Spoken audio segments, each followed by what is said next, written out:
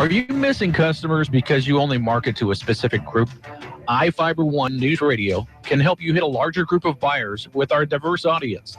We are 24 hours of local and national breaking news, award-winning talk radio, and primetime sports, including local high school sports. What does this mean to you? This means our listeners listen longer to entire programs and don't switch to another station when a commercial comes on. Our coverage in the Puget Sound area hits over 500,000 listeners, including Mason County, Thurston County, Grace Harbor County, King, Pierce, Joint Base Lewis McChord, and Kitsap County to the Bremerton Naval Base. All advertising is 100% tax deductible. So how can you afford not to advertise? Call me, Mark Tobert, at iFIBER ONE Newsradio to become a total audience plan advertiser.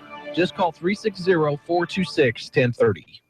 The Chad Benson Show, live weekdays from 3 to 6 on iFIBER ONE Newsradio, AM 1030 and FM 1033, KMAS Shelton. Here's the latest from ABC News. I'm Karen Chase. Ted Cruz has dropped out of the race for the Republican presidential nomination after Donald Trump's decisive victory in the Indiana primary. Trump is now calling on all Republicans to unite behind him. But ABC's Jim Ryan tells us Cruz's departure has left some in the lurch. We are suspending our campaign. With those 5 words, Ted Cruz supporters are left asking, now what? That's an excellent question.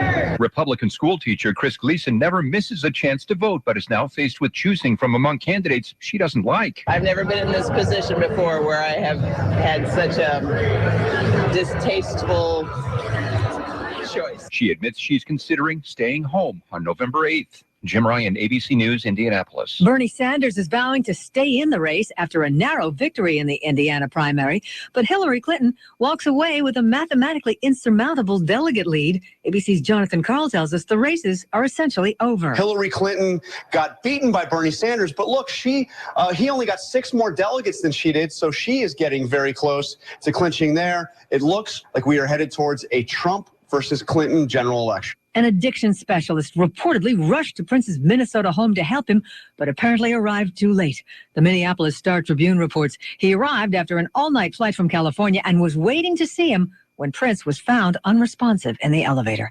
Government officials say they are keenly aware of the epic lines at airport security. So to keep you from missing your flight this busy summer travel season, Homeland Security Secretary Jay Johnson is beefing up the ranks of TSA agents at airports, adding some non-TSA workers on security lines, and increasing reach-out efforts to recruit pre-check members. Why are passengers cheering when babies cry on JetBlue flights? Because the airline offers them discounts off their next flight for every annoyance they endure in a Mother's Day promotion. For every time a baby cries, you get 25% off your next flight. 4 cries get you a free ticket. This is ABC News. Hello? Hey, Mom, listen to this. You know how I've been complaining about muscle fatigue lately? Yes, dear. How's that going? I found this stuff called Blue Emu Original Super Strength Cream. Really? It started soothing my tired muscles and joints immediately, and it lasted for hours. What about the smell? It's actually odor-free. Blue Emu Original Super Strength Cream. Available at all major retailers. It works fast for long-lasting soothing of tired muscles and joints. ABC Radio presents Made in America with David Muir. Brought to you by Advance Auto Parts Speedworks Rewards. No cards, no points, no nonsense. Details at advanceautoparts.com. It's a true American classic, the Stetson hat. 150 years old this year, 400 workers on the line at the plant in Garland, Texas, and they're proud to be there. Vice President Dan Brown. We have it made right here in the USA. We're proud of that fact, and we actually sticker the boxes made in USA and the hats themselves. This is World News Tonight's David Muir. That's Made in America. President Obama is visiting Flint, Michigan today to throw the spotlight on the water crisis. Meanwhile, city officials are asking people for a little help in ending it. ABC's Ryan Burrow explains. The city of Flint is asking residents to take part in a Flush for Flint program over a 2-week span. They want all homeowners to run water in their bathtubs for 5 minutes a day and remove the water filters on their taps and let sink water run for 5 minutes as well. The city and Environmental Protection Agency hope the efforts will help remove loose lead particles and help distribute orthophosphate, the corrosion control chemical that builds a protective coating in pipes and protects against lead exposure. Ryan Burrow, ABC News, Flint, Michigan. Why is today Star Wars Day? It all began with a 1979 British newspaper headline congratulating then Prime Minister Maggie Thatcher that read, "May the 4th be with you." It has since become an unofficial holiday. Disney is marking the day with a marathon of animated Star Wars shows on its Disney XD channel. Karen Chase, ABC. From the iFIBER ONE News Radio studios, I'm Marilyn Foster. Steve Bloomfield announced his bid for Mason County Commissioner District 2. In his statement, Bloomfield says good government starts with the people, not central organizations. We first need to take back control at the local levels, not from the top-down dictation. Read his full statement on the politics page on iFIBER1newsradio.com. The Mason County Commissioner District 2 seat is currently held by Tim Sheldon, who will not seek another term after 12 years of service. Last month, Kevin Schutte announced that he will also run for the Mason County Board of Commissioners from District 2. The Shelton fugitive who shot at a Mason County deputy has been recaptured. Joshua Waithman Baker was taken into custody Monday and is being held in Mason County Jail. His arrest came 2 months after he fled from a sheriff's deputy. The 27-year-old Baker was originally captured in a Portland hotel 4 days after he allegedly shot at pursuing Mason County Sheriff's Deputy Jason Berklid during the late-night car chase. Baker was wanted on 2 felony warrants for escape from the State Department of Corrections. After he was captured in Oregon, he was transferred to Cowlitz County Jail in Washington, and through some kind of mix-up, he was let go. Mason County Sheriff's deputies arrested Baker at around 1:30 p.m. Monday off State Route 3 near Deer Creek. Chief Criminal Deputy Ryan Sperling said Baker did not resist arrest. His case has been turned over to the Mason County Prosecutor's Office for specific charges stemming from the April 1st high-speed chase and shooting that ended on Millwright Road just off Johns Prairie Road. An historic preservation consultant urged the Shelton City Commissioners to make a full-blown railroad museum out of the Simpson Mill Site roundhouse and turntable. Mary Thompson, a partner with Tacoma-based Artifacts Historic Preservation, presented a 73-page feasibility study to the commissioners Monday night, proposing an excursion train for museum visitors and a destination boutique hotel near the roundhouse in downtown Shelton. The possible price tag is somewhere between $8 million and $30 million. Also attending the meeting was Chehalis City Councilman Darrell Lund, who supported the Chehalis Centralia Railroad and Museum. He wants to help Shelton establish a museum here. Thompson told the group that as one of 2 such railroad facilities in the state, they believe very strongly that a museum in this roundhouse structure could stimulate additional economic development in Shelton. Thompson called on the city and community members to create interest in and a vision for the project. See the full feasibility study report about the Shelton Museum proposal on the City of Shelton's website. For iFIBER ONE News Radio, 1030 KMAS and FM 103.3, I'm Marilyn Foster. This Monday, you've got a chance to win tickets to the Mariners during Daybreak. Get the clues during the Monday morning sports report, and between 8:15 and 8:30, listen for the Mariners theme music, and you could be a winner. First caller with the right answer to 360-462-1041 wins a pair of tickets to the May 28th game against the Minnesota Twins. Only 1 winner per household per season. For complete rules, check iFIBER1newsradio.com. It's Mariners Monday on Daybreak. This is Doug Sample from Whitney Chevrolet. Taxes are on everyone's mind. Make the most of your tax refund at Whitney Chevrolet in Montesano, where the sales tax is lower than most places in the state. Plus, other dealers' factory costs are more because they roll in the cost of the advertising. We don't do that, but we do offer lifetime oil changes on every new and used vehicle. Stop by or visit WhitneyChev.com. A $150 negotiable document fee may be added to the price of all vehicles. Drive to Whitney's, just down the road to Whitney. Now from the all-new Gillis Auto Center Sports Desk, here's Sean Wells. It's senior night for 2 Shelton High School teams as Shelton Fast Pitch hosts Mount Tahoma this afternoon, and Shelton Soccer hosts North Thurston tonight at 7. The Portland Trailblazers jumped out to an early lead over the defending NBA champion Golden State Warriors. The Blazers took an 8-point lead into halftime, but the Warriors came storming back in the second half with Klay Thompson catching fire in the fourth quarter. 5 to shoot, dribbles in, finds Klay, pump fake, fly by, 3 ball, got it! We're tied at 91. Timeout, Portland. Oh, don't you wish you were here? Golden State wins Game 2, 110-99. Game 3 of the series is back in Portland on Saturday. The Seattle Mariners have won their 6th series in a row after knocking off the Oakland A's 8-2. The Yams brought out the long ball, crushing 3 home runs in the game, including one off the bat of Kyle Seager. The 2-2 on the way to Seager. Swing and a high fly ball deep to right field. Reddick going back, looking up. Goodbye baseball. Kyle Seager with his 6th home run of the season. Holy smokes, a 3-run drive high atop the out-of-town scoreboard. Seattle goes for the series sweep with King Felix on the mound this afternoon. Pregame is live on iFIBER ONE News Radio at 11:30. First pitch set for 12:35. For iFIBER ONE News Radio, I'm Sean Wells.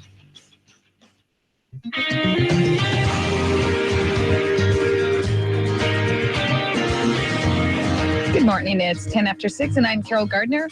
I'm on Daybreak with Jeff Slakey. It's going to be a pretty nice day today. We'll hit the low 60s. It looks like it's just going to be cloudy with maybe some showers in your area. And right now it's 52. Now, from the iFIBER ONE News Radio studios, it's Daybreak. Providing local news, sports, weather, and interviews to the South Sound's most important people. You. From business leaders to politicians, from activists for change to advocates for the poor. Your neighbors and newsmakers are here on Daybreak. Well, good morning to you. 610 iFIBER ONE News Radio. Good. Oh, it's it's Star Wars Day.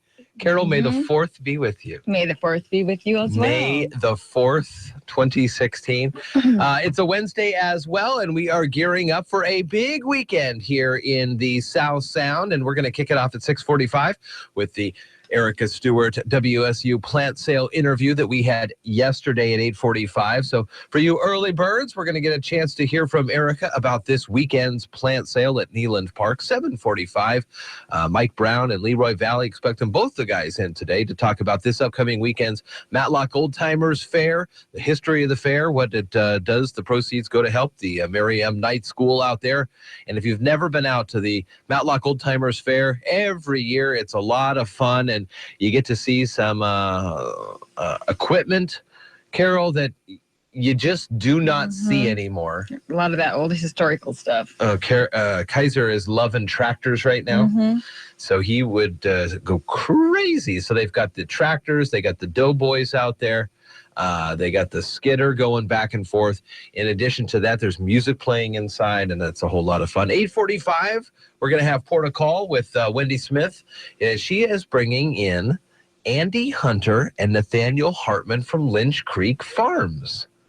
Lynch Creek Farms, one of the biggest businesses there on port property. So we'll talk with those guys about what Lynch Creek does today. And you can find us on iFIBER ONE News Radio. You can hear us on FM 103.3, and we simulcast on AM 1030. You can get our news on Facebook. Just search for us in the iFIBER ONE News Radio. Just stick that in the search bar at the top of the page if you are on Facebook. And if you are not signed into Facebook, if you haven't yet made that leap, you can still see our public page. It's a public page. You don't have to be signed in. 1 in 5 people on the planet don't have Facebook yet. I think it's do have Facebook. Oh, do have Facebook. All right. So you're not alone. All right. All that and more coming up. I guess.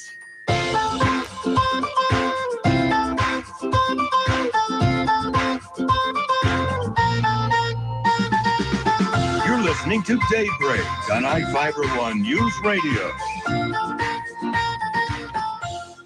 Did you ever look at the stains in your coffee cup and then realize that's exactly what happens to your teeth? Power Swabs is the 5-minute solution to get your teeth white without visiting the dentist. This is John Greenhut, the CEO of Power Swabs. And if your teeth are stained from coffee, tea, or smoking, all it takes is 5 minutes with Power Swabs. In 5 minutes, you'll see an average of 2 shades whiter teeth, and in 7 days, 6 shades. It's clinically proven to whiten natural teeth as well as caps and veneers. The secret is a tooth detergent that was developed by Dr. Martin Ginniger that lifts stains off of your teeth. Best of all, there's no messy strips or trays that you have to leave in your mouth for an hour. Just swab your teeth for 5 minutes and you're done. To try Power Swabs risk-free, call 1-800-928-7113. That's 1-800-928-7113. I guarantee your bright white smile will have your friends, family, and coworkers talking about how great you look. Try it risk-free today. 1-800-928-7113. That's 1-800-928-7113. It's that time of year again for Seattle Mariners baseball, and iFIBER One News Radio is the only station to carry the Mariners in the South Sound. Be part of the team and advertise your business on iFIBER One News Radio's coverage of the Mariners broadcast every day this season. Summertime in the Northwest means people traveling to enjoy outdoor activities and listening to the Mariners while camping, fishing, and boating. And the only place to listen to the Mariners around Puget Sound is on iFIBER One News Radio. Your business should be part of the Mariners broadcast each day to hit one of the biggest listening audiences in radio. Choose from packages that get you on every game or every inning of over 150 games this season. Call the sales team at iFIBER One News Radio today at 360-426-1030 or email us at sales@ifiber1.com and sign up to be part of the great season of Mariners baseball. iFIBER One News Radio, 1030 KMAS and FM 103.3 presents Daybreak.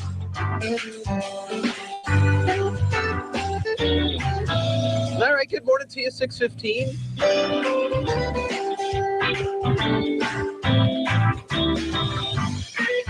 Try to think of how Yoda would say that. 15. No. Whatever. Fourth be with you, May. 16 after 15 after 6 it is. You're getting there. Man, by 8:59 I'll be aspire to be Yoda. Ready to go. Bad news for Ted Cruz fans here in Washington State. He was planning on a couple rallies. We'll tell you about where they were going to be. Shocker. If you watched it yesterday, the returns come out of Indiana, and I think right away almost they say Trump wins. Mm-hmm. And then Ted Cruz comes out and talks, and I cannot believe what the storylines were yesterday with his dad and Lee Harvey Oswald. Just ludicrous. Yeah. Regardless, he comes out and talks, and he makes the concession that he is suspending his campaign, and the whole place was in shock. I was watching it on MSNBC, and Stephanie was half watching it, and I was watching it. And then I look away and I look back, and it says on the Chiron, NBC News says, Cruz to suspend campaign. And I thought I had missed something. He had never actually said it yet, but it was on the screen. Oh. Spoiler alert. I almost called you, and speaking of spoiler alerts, I was watching another show Monday, just after the Game of Thrones premiere. And this is a huge show for folks. And the opening scene, and I admit I have spoiled. I have played this role of spoiler. Yes, you have. So I appreciate this more now. And they show always good to walk in somebody else's shoes. A picture Jeffrey. of a major spoiler regarding a popular TV show. And then they come back after, oh, by the way, spoiler alert. So anyways, Ted Cruz had 3 rallies planned in Washington. That is changed. Faster response needed to mitigate salmon die-offs. This is a new report that is out. And regulators increase property penalty against the Ride the Ducks folks. 618 right now. And what about you yesterday? Did you have a good day? Yeah, I had a great day. Visited with my sister and her husband. They came down. And we just sort of, had a good visit. Nice day. Yeah. Did not watch the politics at all. My mom did flip it on real quick. And then we're like, and then we turned it back off. That was about it. Flipped it on. Yeah, and then I'm like, saw what was on and flipped it off. off. Like, aren't the Mariners playing, Mom? Oh, yeah. So we'll get that going pretty soon. Flipped it off and then changed the channel. Yeah, exactly. As we mentioned, Republican presidential nominee hopeful Ted Cruz had planned to be in Washington State this week, but he has suspended his campaign. He announced the decision after losing Indiana's Republican primary. He had planned rallies in Spokane today ahead of a private fundraising in Redmond. He also was going to be in Bothell tomorrow. Well, fear not, because the GOP does roll through Washington State. Frontrunner Donald Trump, I think we can now change that to presumptive nominee Donald Trump, let that sink in, may be in the state this weekend, though no details of a Washington visit have officially been released. I've been getting emails that say he'll be in town on the 7th, at least in the state on the 7th. Kasich also likely to visit the state next Monday. He's still in it. Yeah, he is. So now what if? Let's play a quick game of what if. All of Cruz's pledged delegates, all of Rubio's pledged delegates, they all write a letter today and say, guess what? We're supporting Kasich. And now, boom, he's over the number or close to it. Over the number of delegates needed? 1237. So like a little swoop in there. Well, I thought they were supposed to all group together against Trump anyways. That was the plan. The never Trump. They never trumped. They never did anything. 6:20 here now. A draft report taking a hard look at last summer's massive die-off of sockeye salmon in the Columbia River Basin says Northwest fishery managers must respond faster to mitigate future fish kills if similar warm water conditions return. The National Oceanic and Atmospheric Administration report released last month describes conditions and assesses actions of fishery managers in a year when 90% of the over 500,000 sockeye salmon that entered the Columbia died. Wow. Endangered Snake River sockeye perished at an even greater rate. About 1% of the 4,000 fish returning from the Pacific Ocean survived the 900-mile journey to central Idaho. The report recommends real-time monitoring of fish ladder temperatures at dams to provide early warning signals. Another suggestion is having plans in place to trigger fishery managers into action. So aren't we doing something? Is it the sockeye that they're doing some counting on? Isn't that what Seth, our environmentally sound? Oh, from Pacific Northwest Salmon Center. Yeah, they do a thing every year where they'll come in, you do a counts of the 24 hours. So I wonder if they're counting and then checking the water temperature, and this adds into those reports. We can definitely call Seth and get him on the air and talk about this. Washington state regulators have approved a new settlement agreement with the Seattle Tour Company involved in a deadly crash last year, increasing the penalty to over $300,000 after saying the previous amount was inadequate. Utilities and Transportation Commission approved the settlement yesterday, contingent on an agreement from Ride the Ducks of Seattle. It increases an initial settlement agreement in March that proposed a $222,000 penalty. Commissioners did say that was insufficient. 6:22 here, iFIBER ONE News Radio. Marilyn Foster has the headlines coming up in less than 10 minutes. Another candidate has filed to run for Mason County Commissioner. A Shelton fugitive has been recaptured. And there was a presentation about a potential museum at last night's City Commission meeting. That all coming up at 6:30. We'll take a break now. When we come back, tell you how you can win tickets to an upcoming Mariners game. And a new study suggests one of the leading causes of death is not disease. It's in medical errors. Ooh, yikes. I believe it. We'll be back after this.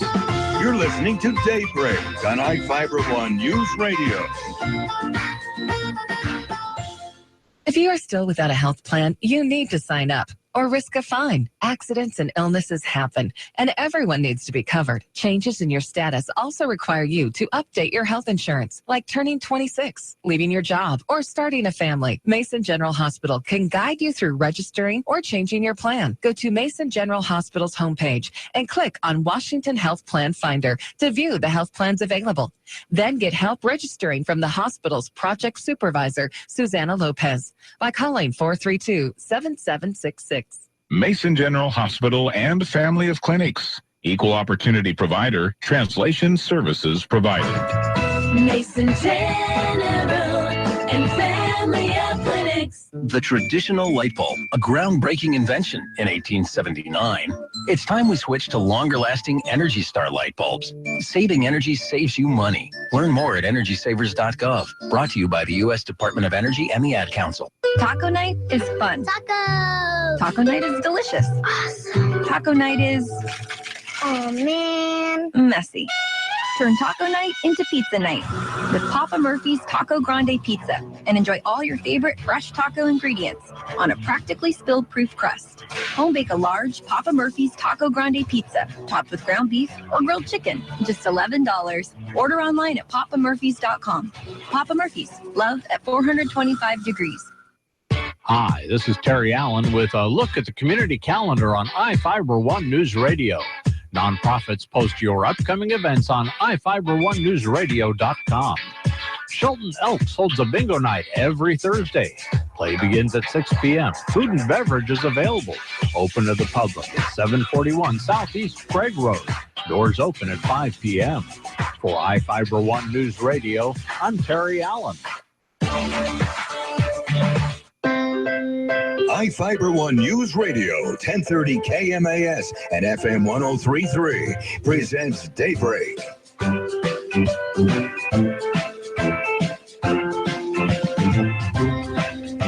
6:25. Myra Lynn Foster's coming up in a couple of minutes.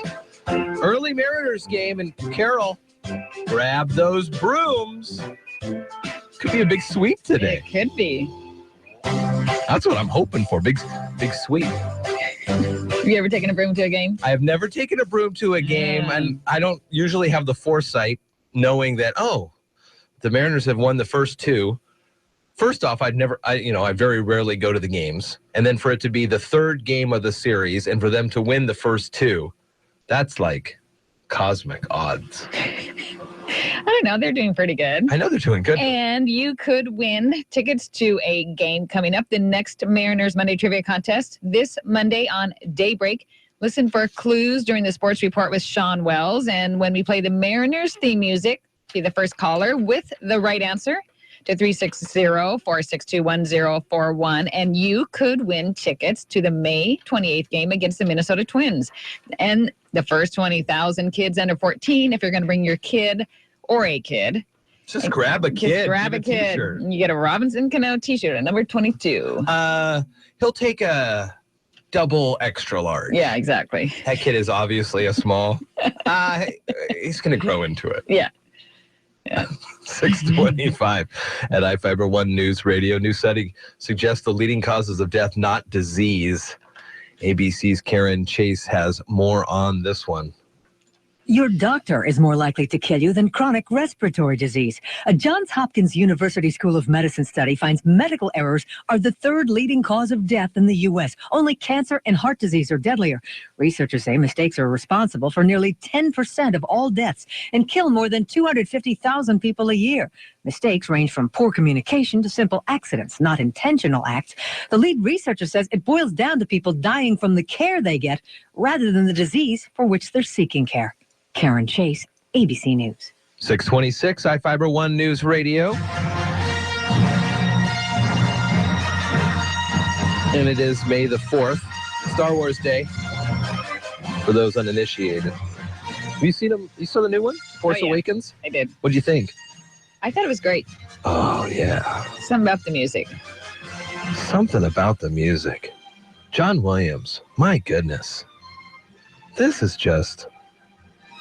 I mean, hearing this music, I think even if it wasn't associated with Star Wars, hearing this music just gives me the chills. Mm-hmm. It's just so powerful. And then I remember in high school, Tumwater, go T-Birds, we would learn the Imperial March for band, play it during football. Dun, dun, dun, dun, dun, dun, dun, dun, dun. I can't do it with my mouth, but it sounds good on the drums. Yeah. And when the defense is coming down, dun, oh, really? Dun, dun, dun, dun, dun, dun, dun, dun, dun. Yeah. I don't think we did that in high school. I will. You can say whatever you want. Was Star Wars even out then? Flaky. Well, then flaky. I mean, slaky. 27. So why is it? I mean, how did this all get started? That's what I want to know. Last May the 4th, we had the excitement of a new Star Wars movie on the horizon. For the vast majority of fans, The Force Awakens lived up to the hype, creating a new Star Wars universe for fans to be passionate about and a multi-billion-dollar franchise for Disney. Seems like an appropriate time for me to say Disney is the parent company of ABC News. Later this year, we get Star Wars Rogue One, a Star Wars story. This is a rebellion, isn't it? Then we'll have new Star Wars movies every year for at least the next 3 years. May the 4th be with you. David Blaustein, ABC News. So now you got 7 movies to choose from, Carol. Mm-hmm. What's your favorite? Probably always the first one is going to be my favorite.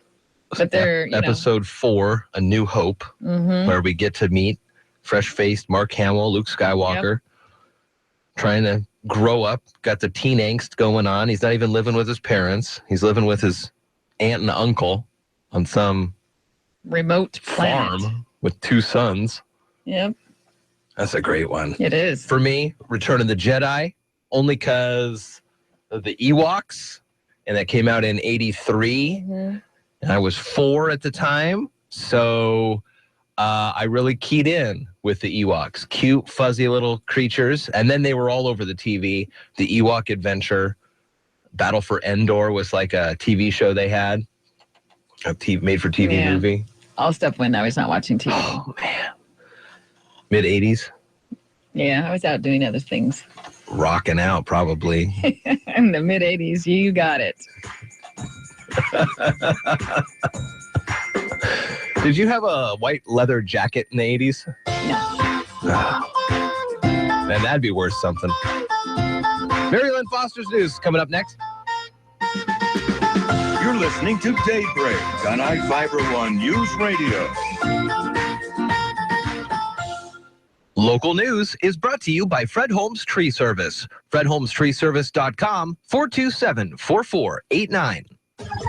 From the iFIBER One News Radio studios, I'm Mary Lynn Foster. Steve Bloomfield announced his bid for Mason County Commissioner District 2. In his statement, Bloomfield says good government starts with the people, not central organizations. We first need to take back control at the local levels, not from the top-down dictation. Read his full statement on the politics page on iFIBER1newsradio.com. The Mason County Commissioner District 2 seat is currently held by Tim Sheldon, who will not seek another term after 12 years of service. Last month, Kevin Shuddy announced that he will also run for the Mason County Board of Commissioners from District 2. The Shelton fugitive who shot at a Mason County deputy has been recaptured. Joshua Waithman Baker was taken into custody Monday and is being held in Mason County Jail. His arrest came 2 months after he fled from a sheriff's deputy. The 27-year-old Baker was originally captured in a Portland hotel 4 days after he allegedly shot at pursuing Mason County Sheriff's Deputy Jason Berklid during the late-night car chase. Baker was wanted on 2 felony warrants for escape from the State Department of Corrections. After he was captured in Oregon, he was transferred to Cowlitz County Jail in Washington, and through some kind of mix-up, he was let go.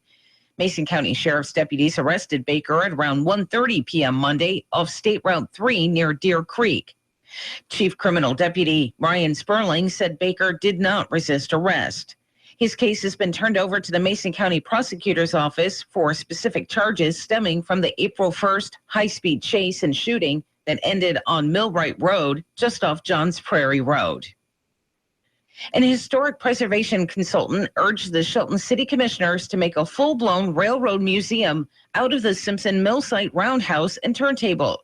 Mary Thompson, a partner with Tacoma-based Artifacts Historic Preservation, presented a 73-page feasibility study to the commissioners Monday night, proposing an excursion train for museum visitors and a destination boutique hotel near the roundhouse in downtown Shelton. The possible price tag is somewhere between $8 million and $30 million. Also attending the meeting was Chehalis City Councilman Darrell Lund, who supported the Chehalis Centralia Railroad and Museum. He wants to help Shelton establish a museum here.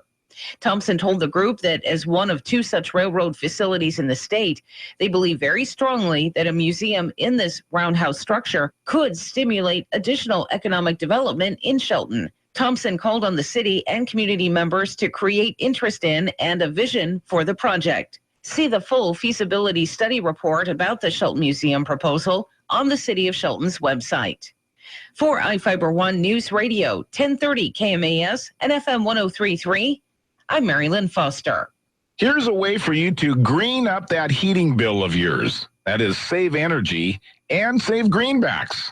Go to archmechanical.com, learn about heat pumps and zone heating. We're talking about heating and cooling equipment and systems designed to heat or cool your home. Listen, if you don't use all the rooms in your home, why heat or cool them? Check out archmechanical.com and learn more. And green up, archmechanical.com. Late game drama in the NBA. Hi, everybody. Dave Packer reporting on sports. The Trailblazers kept Oracle Arena quiet for most of the night, but the Warriors brought the home fans to their feet in the fourth quarter. Dribbles in, finds Clay. Pump fake, flyby, three ball. Got it! We're tied at 91. Oh, don't you wish you were here? Tim Roy on KNBR. Klay Thompson at 27 points, and the Warriors overcame their largest deficit entering the fourth quarter this season to beat the Trailblazers, 110-99. That series is 2-0. With just seconds to go, the Heat appeared poised to take the first game of their series against the Raptors until Kyle Lowry approached half court. Gets the center, heaves it up. Good!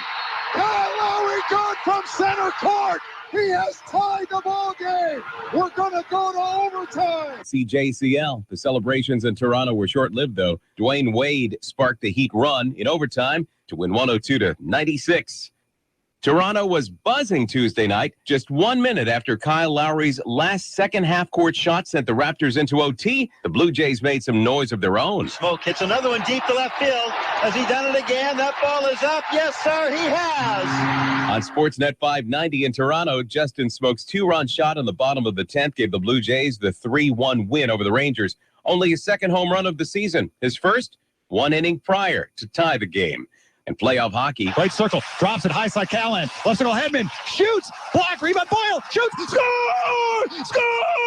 Brian Boyle! Brian Boyle! The Lightning winner! 970 WDAE. After the Lightning tied the game in the final minutes of regulation, Brian Boyle won it in overtime. Tampa Bay has a 2-1 series lead against the Islanders.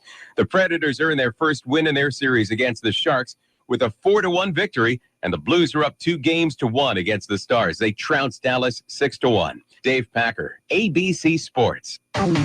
This Monday, you've got a chance to win tickets to the Mariners during Daybreak. Get clues during the Monday Morning Sports Report, and between 8:15 and 8:30, listen for the Mariners theme music, and you could be a winner. First caller with the right answer to 360-462-1041 wins a pair of tickets to the May 28th game against the Minnesota Twins. Only one winner per household per season. For complete rules, check iFiber1newsradio.com. It's Mariners Monday on Daybreak. Now from the all-new Gillis Auto Center Sports Desk, here's Sean Wells. It's senior night for two Shelton High School teams as Shelton Fast Pitch hosts Mount Tahoma this afternoon, and Shelton Soccer hosts North Thurston tonight at 7. The Portland Trailblazers jumped out to an early lead over the defending NBA champion Golden State Warriors. The Blazers took an 8-point lead into halftime, but the Warriors came storming back in the second half with Klay Thompson catching fire in the fourth quarter. 5 to shoot, dribbles in, finds Clay, pump fake, flyby, three ball, got it! We're tied at 91. Timeout, Portland. Oh, don't you wish you were here? Golden State wins Game 2, 110-99. Game 3 of the series is back in Portland on Saturday. The Seattle Mariners have won their 6th series in a row after knocking off the Oakland A's 8-2. The Yams brought out the long ball, crushing 3 home runs in the game, including one off the bat of Kyle Seager. The 2-2 on the way to Seager. Swing and a high fly ball deep to right field. Reddick going back, looking up. Goodbye baseball. Kyle Seager with his 6th home run of the season. Holy smokes, a 3-run drive high atop the out-of-town scoreboard. Seattle goes for the series sweep with King Felix on the mound this afternoon. Pregame is live on iFIBER One News Radio at 11:30. First pitch set for 12:35. For iFIBER One News Radio, I'm Sean Wells.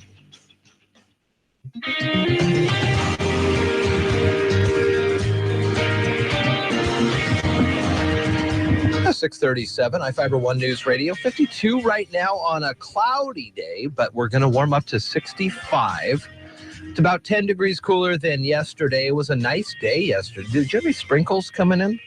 Yes, notice this morning some sprinkles? I did, There could be some off and on sprinkling conditions throughout the day today. Tomorrow 70, but then bam, 80 on Friday, 85 on Saturday. And then it's going to be pretty mild for the first couple days of next week. Looking ahead to the next weekend, we're going to be back up in the 80s. As I mentioned, 52 right now. Now, from the iFIBER One News Radio studios, it's Daybreak. Providing local news, sports, weather, and interviews to the South Sound's most important people. You. From business leaders to politicians, from activists for change to advocates for the poor, your neighbors and newsmakers are here on Daybreak. Good morning. It's 6:39. I'm Carol Gardner along with Jeff Slakey. You're listening to Daybreak. Good morning, Jeff. Morning. Morning. May the 4th be with you. Can you do a Chewbacca noise? Yeah, probably. We have some great guests today. That's it, man. That's what a it. tease there. Well, go for it. Let's hear yours. Kind of a sick, a dead cow. Sick cow. Okay. Okay, so we are going to have some great guests to make up for that. Erica Stewart, she's a Master Gardener. She's going to talk about the Master Gardener annual plant sale that they have right for Mother's Day. We did talk to her yesterday, so it's going to be a replay for you early birds. That's going to be up in a few minutes. And at 7:45, in about an hour, we'll have Mike Brown and Leroy Valley. They'll be in to talk about the Matlock Historical Fair and what the proceeds about the fair, how you can help to support the fair, what they do with the money. And then we'll have Christina Fremont. She's going to be in a little after 8. All that transit talk. And also Protocol at 8:45 with Wendy Smith. And she's bringing some guests, Annie Hunter and Nathaniel Hartman from Lynch Creek Farms. Oh, that's going to be fun. You can get our news on your Facebook page by liking us. Search for iFIBER One News Radio in the Facebook search bar at the top of the page, or find our stories throughout the World Wide Web, and you can share them, like them, post on them. A great place to do that is on the all-new iFIBER1newsradio.com. You can even watch the Daybreak show this morning, or you can always give us a call at the listener line at 462-1041. And we'll also have some regional headlines later in the show. The gypsy moth spraying is done, and the state now will set traps this summer. The tunnel machine, Bertha, a third of the way to the viaduct reopening. And the AP did an exclusive on the Western State Hospital, and they say dozens have fled the mental hospital. I think I heard that some parts of that yesterday through the day on the radio news, and then some folks came back the same day. Some folks didn't come back. Some folks came back weeks later. Well, when they had that big, escape, 2 people had actually left that day. In addition to the 2 people that the news covered. Yeah. Oh, man. All right. Erica Stewart's coming up next. It's 6:41 at iFIBER One News Radio.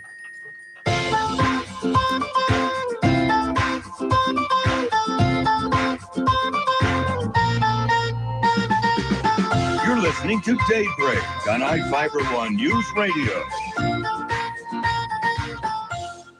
Is your business targeting the state's largest payroll? Military personnel at JBLM and Naval Base Kitsap surpass all others, and Swarner Communications gives your businesses direct reach into those markets with newspaper advertising, face-to-face events, email blasts, mobile marketing, reputation management, and more, all for one affordable price. Call Swarner Communications today, 253-584-1212. It's the 12th annual Bluegrass from the Forest Festival, May 13 through 15. Headliners include Michael Cleveland and Flamekeeper from Indiana. From Nashville, Rob Ice and Trey Hensley. I got the California blues, I'm sure gonna leave you here. 2 stages of non-stop music. Local favorite Runaway Train from Seattle, North Country, and the Blackberry Bushes. And the Green Mountain Bluegrass Band from Salem, Oregon. Plus a band strand, workshops, and open mic, and jamming all over the Shelton High School campus. RV and tent sites available. The premier kickoff to the National Bluegrass Festival season. Bluegrass from the forest. Brought to you by Abate of Mason County, ProBuild of Shelton, and iFIBER One News Radio. Don't miss Bluegrass from the Forest, May 13 through 15. Ticket information online at bluegrassfromtheforest.com. A presentation of Christmastown, Kiwanis. iFIBER One News Radio, 1030 KMAS and FM 103.3 presents Daybreak. Good morning to you, 643 at iFIBER One News Radio. Yesterday, Carol and I had the opportunity to talk with Erica Stewart, a WSU Master Gardener. And this upcoming weekend, starting on Friday, is the annual Mother's Day plant sale at Neeland Park. And here's Erica and Carol with more information. Erica Stewart, a Mason County Master Gardener. Hello, Erica. Hi. How are you today? I'm very good. You're feeling pretty good that the plant sale is almost over. Yes. Well, I can tell you that we started planning this plant sale just about when the last one ended. Mm-hmm. So we've been working at it all year long, collecting perennials since the fall and other plants too. So, I mean, we've really been working on it, and I think that we are better organized. We put better planning into this one. I think it's going to be the best sale ever. It seems like every year it gets better and better. Yeah, and it gets bigger. Exactly. How many plants do you think are even going to be there? Well, upwards of 4,000, I would say. That is quite a lot of plants. Yeah. And so that's a lot of plants to choose from. So what types are they going to be broken up into? Yes. For easy for a person to come in and try to figure out what they want? Yes, it's very organized. We're going to have rows of tables, and each table will be one type of plant. For instance, we'll have vegetables and herbs on a table, and we'll have perennials, annuals on another, the tomatoes that we're famous for. And I should say this year that we're going to put a full inventory of that table on the end of each row of tables. So all the perennials on the table will be listed on this. And so it should be easy for people to look through that and see if there's something that they're specifically looking for. That sounds like a great idea. So Jeff did have a question earlier about why are the Mason County gardeners so famous for their tomato starts? I don't really know, except that we have a master gardener named Larry Knutson, and he grows 650 tomato starts for us in his greenhouse. Wow. And then the master gardeners grow tomatoes. We all started tomatoes in our own homes this year. So we have tomatoes. Larry's tomatoes are generally more modern varieties, and then we have heirloom varieties that the master gardeners grow. So just a whole lot of tomatoes, and they'll be very organized so that you'll be able to find your slicers and your paste tomatoes and cherry tomatoes, the yellow tomatoes. Exactly. Okay. So very organized, and that's one of my favorite things to get at the master gardener sales, the tomatoes, and they go fast. They go fast. They usually sell out completely. Mm-hmm. So what other stuff is happening at the plant sale? Well, let's see. We're going to have vendors again. We're going to have some demonstrations. This is different this year. We're going to have not necessarily demonstrations, but displays on the end of each long row of tables. Mm-hmm. Like if it's the perennial table, there'll be a display on the end that gives you information on taking care of perennials and so forth. On the native plants, I think there's going to be some information on, deer resistance and that sort of thing. So a lot of that, and then we're going to have demonstrations. There's going to be a demonstration on planting tomatoes and another one on vermiculture or starting a worm box. Mm-hmm. And there'll be some music and food. And on Friday, we have a food vendor, on Saturday, we're going to have popcorn and soft drinks. And then we have the Windjammers on Saturday who are coming at 11 to 12. So live music there. That's always nice to walk around and you hear the music. It's really makes it more so festive. So you have these demonstrations. So a person can sort of figure out what they're going to do with their plant once they get it. Well, there's going to be lots of help. The master gardeners are going to be easy to identify. We'll have our name tags on, and I think we're going to have ribbons around our arms so people know, if you have, I don't know what color it's going to be, but you'll know at the plant sale, and there'll be lots of help. And if you get a plant and you're not able to plant it right away, my best advice would be to remember to water it, because the plants that are in pots need to be watered more often than plants that are in the ground. So some of the plants are actively growing now. It's spring. So they want to be out of their pots and in the soil, but not everybody can do that right away. So if you at least keep them out of the full sunlight and keep them wet until you can, get them into the ground. That is really good information. Yeah. So the plant sale is Friday and Saturday at Neyland Park. That's right. And what are the hours? The hours are 9 to 6 on Friday and 9 to 4 on Saturday. Okay, and you accept debit cards this year, or no cards? No debit just cards, cash and checks. Cash and checks. Okay, very good. And so, is this your major fundraiser for the year? Yes, this is by far our major fundraiser. We will have a plant tour later, but this is it. And we put a lot of effort into this, and we think we bring a lot of very unusual plants that are hard to find, because these are, for instance, with the perennials, they're coming out of master gardeners' yards, and master gardeners like, kind of unusual and different plants. So I think you can find, some things that you wouldn't find, in town anywhere for sure. So they'll be separated by perennial, annual, but also by shade plant, full sun plant. That's right. That type of stuff. We have good assortment of berries this year. A lot of raspberries, strawberries, and marionberries. So those have been very popular in the past. Something new this year is we have hanging baskets. Oh. And they are really beautiful, and they're really a good price. So a wonderful Mother's Day present. Yes, I will definitely have to check that out. Remember that one for sure. Let me see if I'm leaving. We're going to have the garden store again.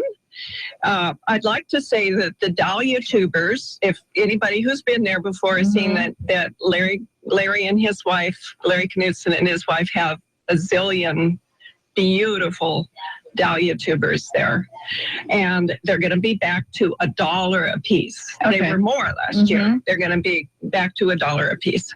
We also have house plants and natives. We've got native plants, a bigger selection of natives this year than last year, and some of the vine maples are like nursery size, and it may be necessary for us actually to deliver them.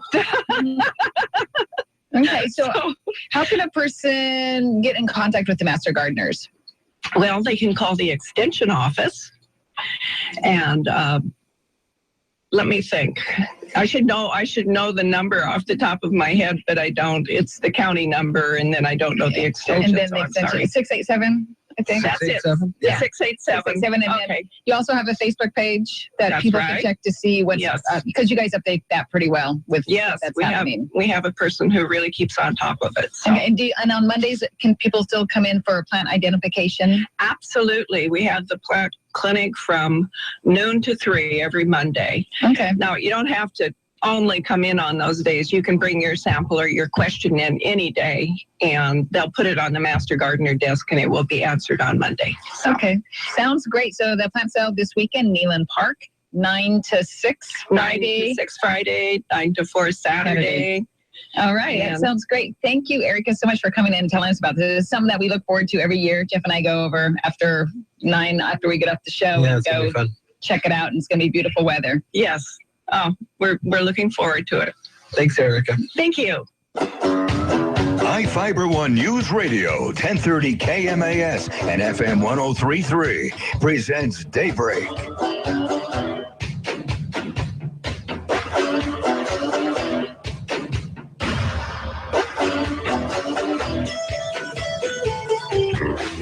.653, Jeff and Carol here, Daybreak.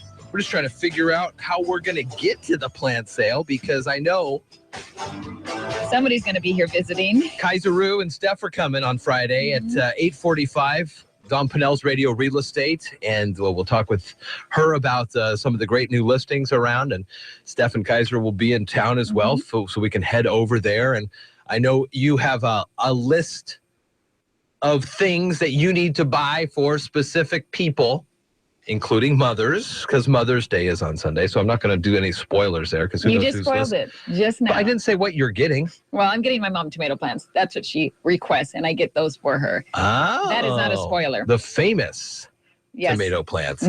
So then, I mean, What'd she say? Over 400 tomato starts? Just one person grows over 400. I think it was even more than that. 600. Yeah, it's crazy. 400 and something. So I didn't even know there was that many tomatoes. Again, I was saying like Stephanie will just stand out there once everything's bloomed, and then we need to maintain the garden. She'll go out there and just stand there and eat the tomatoes. Yeah, it's wonderful. That's her maintenance on the garden. Yeah, they're warm from the sun and they're juicy, and you just pluck them off. I just cannot get behind that. They're just so yummy tasting. I don't know. Maybe you're not a tomato connoisseur. I like ketchup. That's the difference. And you like pizza sauce. And I like pizza. You just don't like tomatoes themselves. The juiciness of a tomato. If I'll have a tomato and kind of cut out the innards. That's all then you just get the skin? Well, there's a little bit of the thick. You got some psychological tomato problems. What? You need to see a tomato therapist. A tomato therapist? Do they have those this Friday? I hope You're so. listening to Daybreak on iFIBER One News Radio. The brilliant constellations of winter are about to disappear. We have all the sky watching highlights of May today from the Old Farmer's Almanac. With more practical tips and useful advice, this is the Old Farmer's Almanac radio report for Wednesday, May 4th, the 125th day of the year. Audrey Hepburn was born on this day, and Margaret Thatcher became Britain's first woman prime minister in 1979. One sure sign of spring, if you ask a stargazer, is the disappearance of the winter constellations. And sure enough, those brilliant star groupings like Orion and Gemini have sunk low in the west at nightfall. Try to catch them in the evening twilight. By mid-month, they'll be gone until the fall. And while you're looking up, don't be surprised to see a shooting star or two. One of this year's minor meteor showers, the Eta Equirids, are near their peak. Those meteors are actually debris left from a previous pass of Halley's Comet. That's the Old Farmer's Almanac radio report. Find more stargazing tips at almanac.com. iFIBER One News Radio, 1030 KMAS and FM 103.3 presents Daybreak.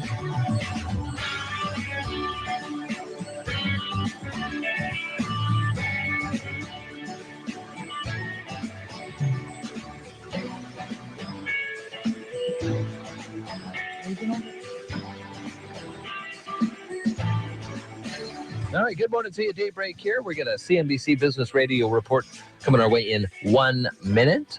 Also, we have Mary Lynn Foster talking about some local news that are on our website. She'll be talking about another candidate has filed for Mason County Commissioner. A Shelton fugitive was caught or recaptured. And there's a talk about a presentation about a possible museum at last night's City Commission meeting.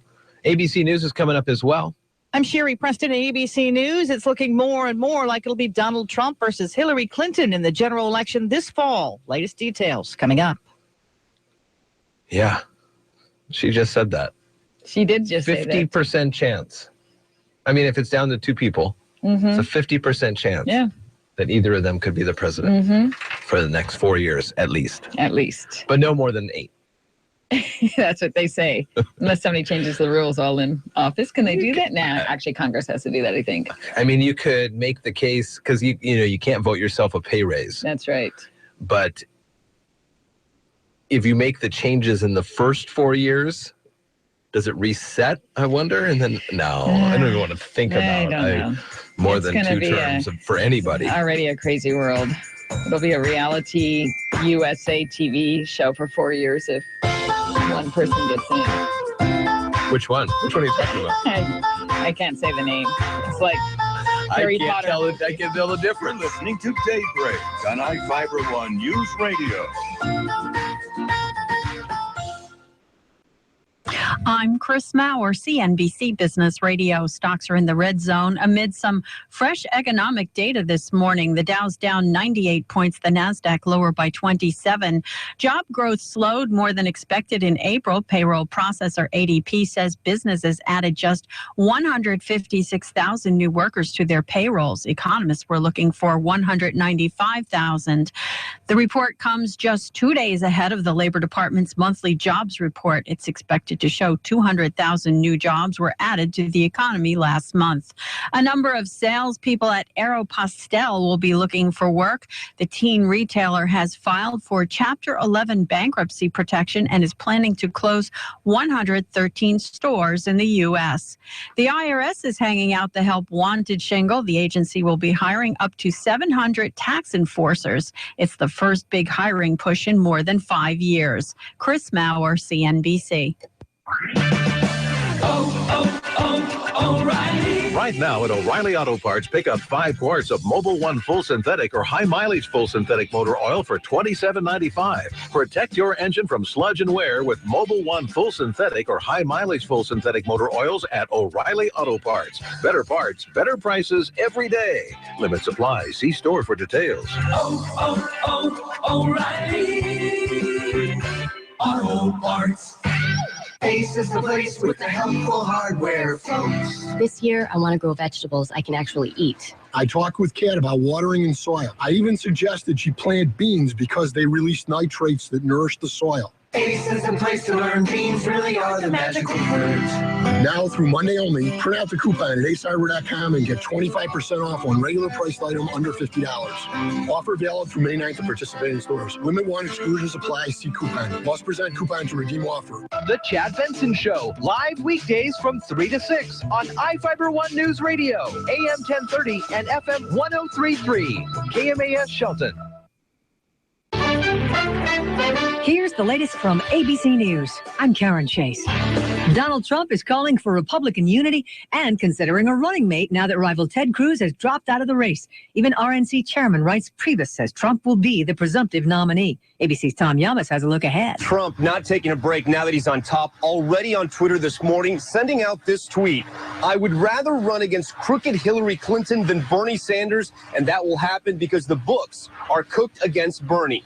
Now, Clinton better get used to having a Twitter war because Donald Trump used it so effectively to pick apart his Republican opponents. Bernie Sanders narrowly beat Hillary Clinton in Indiana and is vowing to continue with his campaign, but it wasn't a winner-take-all contest, and Clinton won enough delegates to eliminate him mathematically. The pace of hiring slowed in April, according to private payroll processor ADP. Employers added 156,000 new workers, down from 194 in March.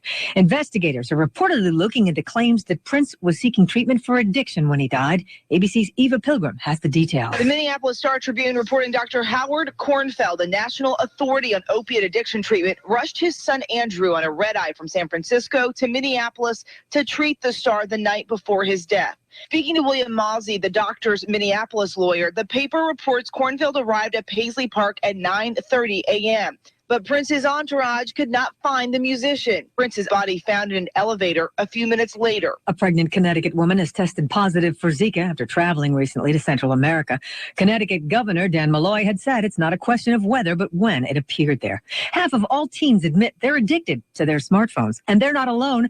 59% of their parents admit to the same thing. The average teen spends 9 hours a day glued to a screen. Researchers say it reflects our need to connect. If you're a little short of cash, you may want to pick up a Powerball ticket. The jackpot is now up to $384 million for tonight's drawing. This is ABC News. Let's face it, you don't drive that beige minivan to turn heads. So it's embarrassing when your brake pads start screeching like a wounded eagle at every stop sign you come to.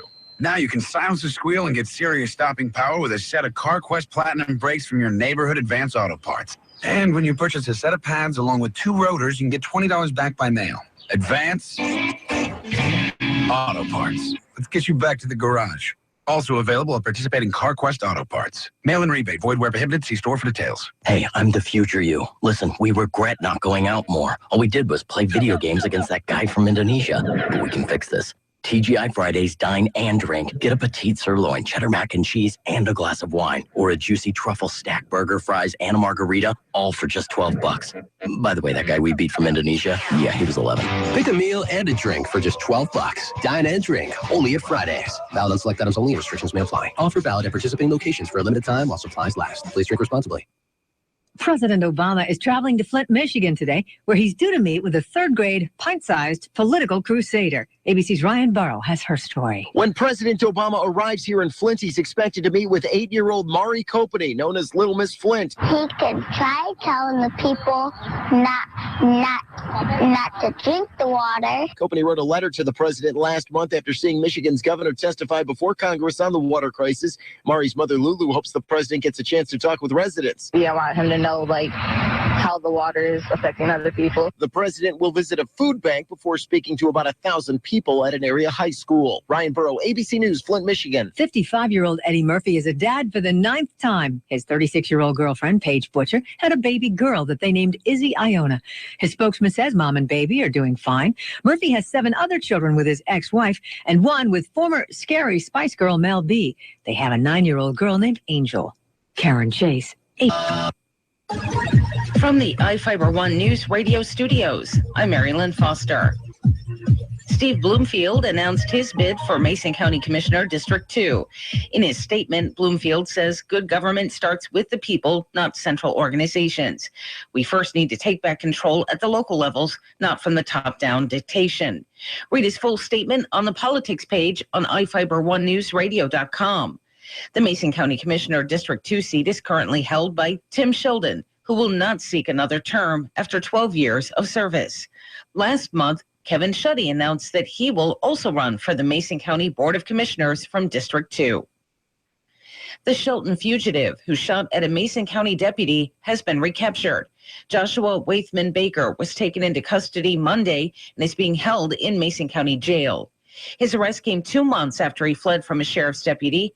The 27-year-old Baker was originally captured in a Portland hotel 4 days after he allegedly shot at pursuing Mason County Sheriff's Deputy Jason Berklet during the late-night car chase. Baker was wanted on 2 felony warrants for escape from the State Department of Corrections. After he was captured in Oregon, he was transferred to Cowlitz County Jail in Washington, and through some kind of mix-up, he was let go. Mason County Sheriff's deputies arrested Baker at around 1:30 p.m. Monday off State Route 3 near Deer Creek. Chief Criminal Deputy Ryan Sperling said Baker did not resist arrest. His case has been turned over to the Mason County Prosecutor's Office for specific charges stemming from the April 1st high-speed chase and shooting that ended on Millwright Road just off Johns Prairie Road. An historic preservation consultant urged the Shelton City Commissioners to make a full-blown railroad museum out of the Simpson Mill Site roundhouse and turntable. Mary Thompson, a partner with Tacoma-based Artifacts Historic Preservation, presented a 73-page feasibility study to the commissioners Monday night, proposing an excursion train for museum visitors and a destination boutique hotel near the roundhouse in downtown Shelton. The possible price tag is somewhere between $8 million and $30 million. Also attending the meeting was Chehalis City Councilman Darrell Lund, who supported the Chehalis Centralia Railroad and Museum. He wants to help Shelton establish a museum here. Thompson told the group that as one of 2 such railroad facilities in the state, they believe very strongly that a museum in this roundhouse structure could stimulate additional economic development in Shelton. Thompson called on the city and community members to create interest in and a vision for the project. See the full feasibility study report about the Shelton Museum proposal on the City of Shelton's website. For iFIBER ONE News Radio, 1030 KMAS and FM 103.3, I'm Mary Lynn Foster. The Chad Benson Show. Have you ever noticed that anytime Hillary's involved in anything, there's controversy? They're going to do all they can to keep her away, because every time she's in public, every time she is going to be asked a question, more often than not, it's not going to come out well for her, because things are going to be brought up that she would rather have go away. The Chad Benson Show. Hey, it's Chad Benson. Join me this afternoon from 3 to 6 on iFIBER ONE News Radio. Ascend Roofing Company in Shelton's on top of it. 868-2730. Roofing work that speaks for itself. Just a note to express our appreciation for restoring our faith in a handshake. You did what you said you would, and that's all anyone can expect. We truly appreciate the work that was done. And your son Ryan is a wonderful representative of your company. Thank you again for making the gutters clean and our roof moss resistant. You could be the next happy customer by calling Ascend Roofing. 868-2730. Now from the all-new Gillis Auto Center Sports Desk, here's Sean Wells. It's senior night for two Shelton High School teams as Shelton Fast Pitch hosts Mount Tahoma this afternoon and Shelton Soccer hosts North Thurston tonight at 7.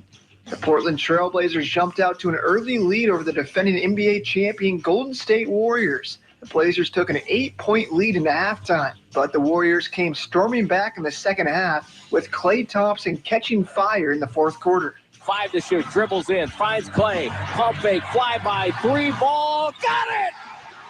We're tied at 91. Timeout Portland. Oh, don't you wish you were here. Golden State wins Game 2, 110-99. Game 3 of the series is back in Portland on Saturday. The Seattle Mariners have won their 6th series in a row after knocking off the Oakland A's 8-2. The Yams brought out the long ball, crushing 3 home runs in the game, including one off the bat of Kyle Seager. The 2-2 on the way to Seager. Swing and a high fly ball deep to right field. Reddick going back, looking up. Goodbye baseball. Kyle Seager with his 6th home run of the season. Holy smokes, a 3-run drive high atop the out-of-town scoreboard. Seattle goes for the series sweep with King Felix on the mound this afternoon. Pre-game is live on iFIBER ONE News Radio at 11:30. First pitch set for 12:35. For iFIBER ONE News Radio, I'm Sean Wells.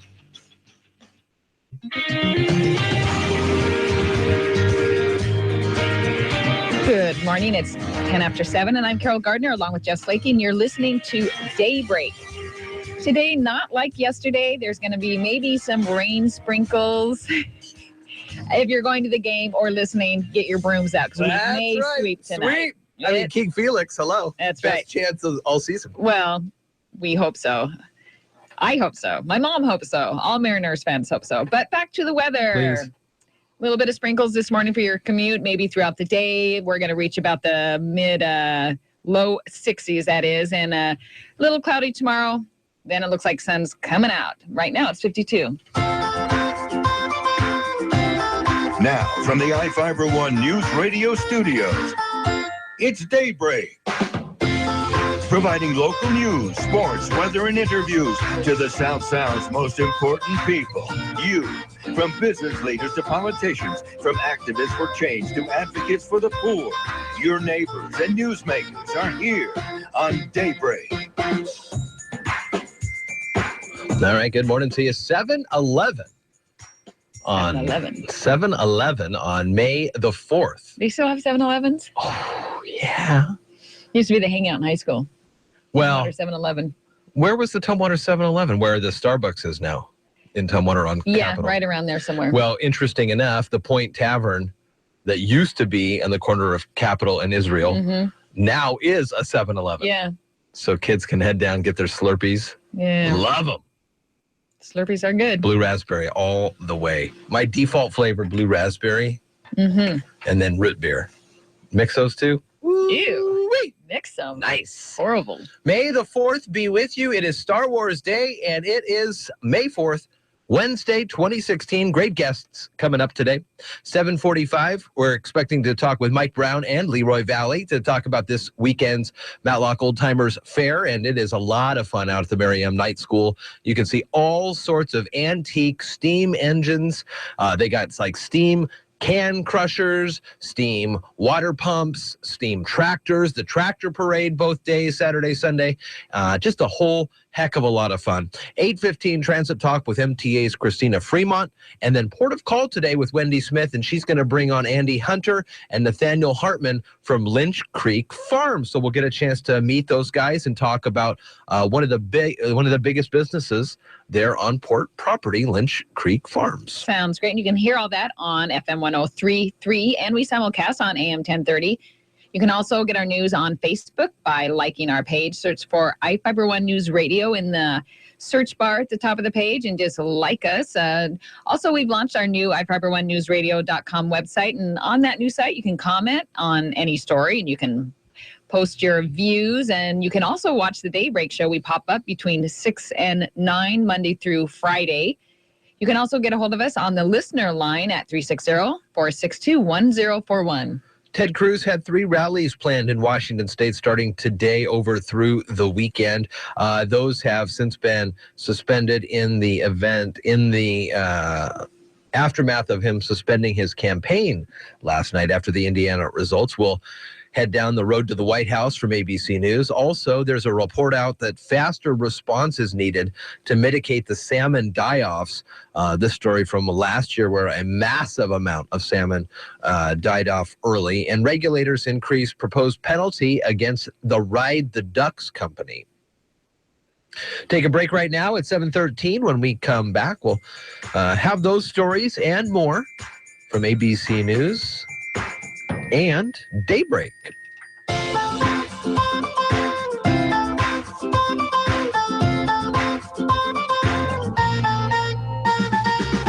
You're listening to Daybreak on iFIBER One News Radio. The ocean waves roll in, hypnotic, continuous, and perched high above rests the oldest family-owned resort on Washington's coast, Ocean Crest Resort. Picturesque, friendly, comfortable. Ocean Crest has served as the perfect ocean hideaway for over 60 years. With unsurpassed ocean views, warm fireplaces, full kitchen, swimming pool, hot tub, and spa. Ocean Crest Resort offers you total and unrivaled relaxation.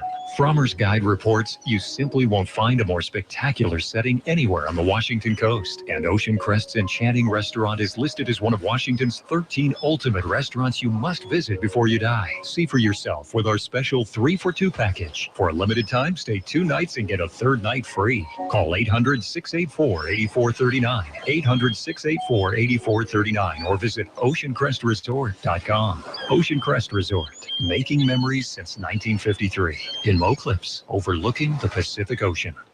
I feel right at home on JohnLScott.com. Hi, this is Dawn Pinnell from John L. Scott Real Estate here in Shelton. For a while now, I have been saying welcome home and sharing with you some great listings and some hopefully educational and interesting items of riveting radio real estate topics. Don Pinnell's Radio Real Estate every other Friday at 8:45 on iFIBER One News Radio, AM 1030 and FM 103.3. I would love to help you say, I'm home.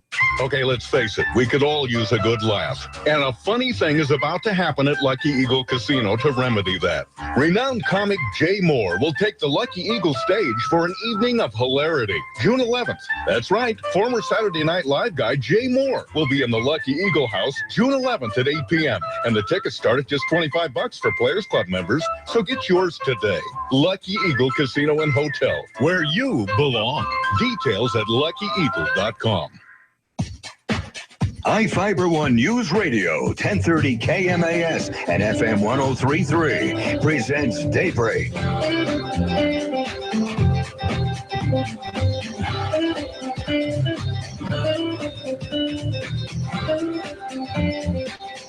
Good morning. It's 7:15, and I'm Carol Gardner along with Jeff Psyche. We're on Daybreak this morning. What's going on with you, Jeff? Oh, just practicing my Chewbacca roar since that first one was so pathetic. Well, let's just see if you've got it. I can hear it in my mind. To say it out loud, Come on. I need to actually hear it before I can do it. I'll try to find a version of it on the YouTube. Yeah. So we'll spare you that one. All right. I will say, though, before we get too far, it is May the 4th, and they are filming Star Wars Episode 8. This December, Star Wars Rogue One comes out. Now, this is not a continuation of the Nineology. This is a standalone film that tells how the rebels got the plans to the Death Star between episodes 3 and episodes 4. So this is like 3B. Okay, so this is a flashback back to the past, like way past, before this recent Star Wars movie came out. Yep. Nice. Perfect. So they're filming episode 8 right now, and Star Wars and Disney, we use ABC News, and Disney is the parent company of ABC.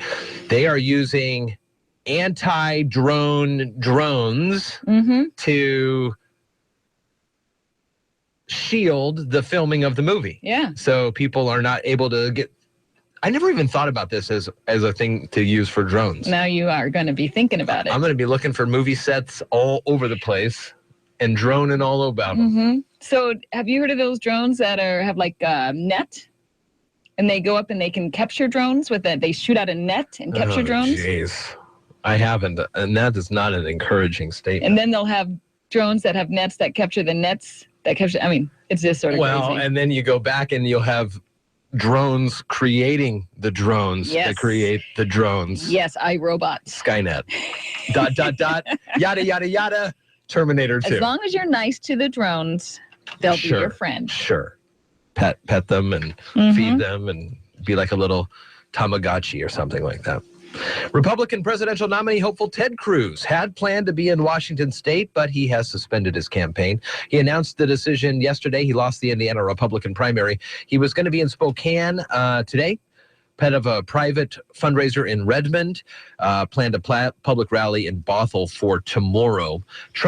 Donald Trump, the presumptive nominee, should be in the state yes, it is the new title, should be in the state this weekend, though no details of a Washington visit. It may change because now he's going to be over the numbers regardless. Well, is Cruz coming to Washington at all? Or if I was Heidi and the kids, I'd say, okay, let's just go home. Can we just go home for a weekend? Watch it all on TV. And not turn on politics and not read the National Enquirer, but go and have a weekend back in the Lone Star State? I don't know about that. That's what if my other was running and we had just lost. And they'd say, go ahead and go home. I'm going on the road. I mean, what's the point of him for going on the road? What's he going to do? Well, what's he been doing? He is holding the conservative mantle for the conservatives. So he's still holding it and going forth. Do you think there's going to be a third party run for this thing? We got time, so right? Much fun to watch. It's very interesting. It's very interesting.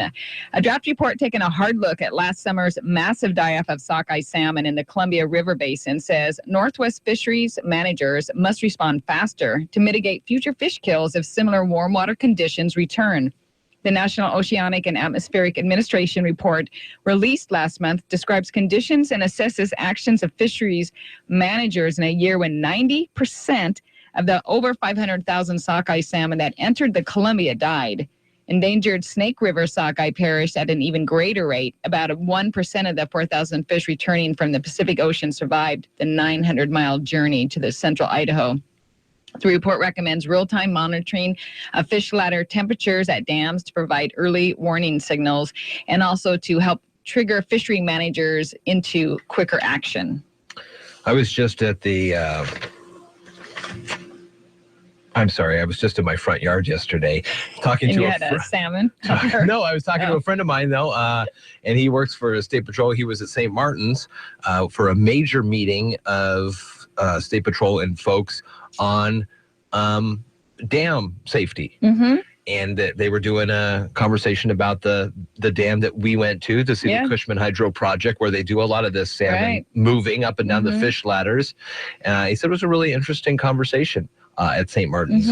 Lots of folks. I said, well, why weren't you at the actual dam? It's beautiful and really cool. He goes, well, people from all over the state were here because we got to learn about these things.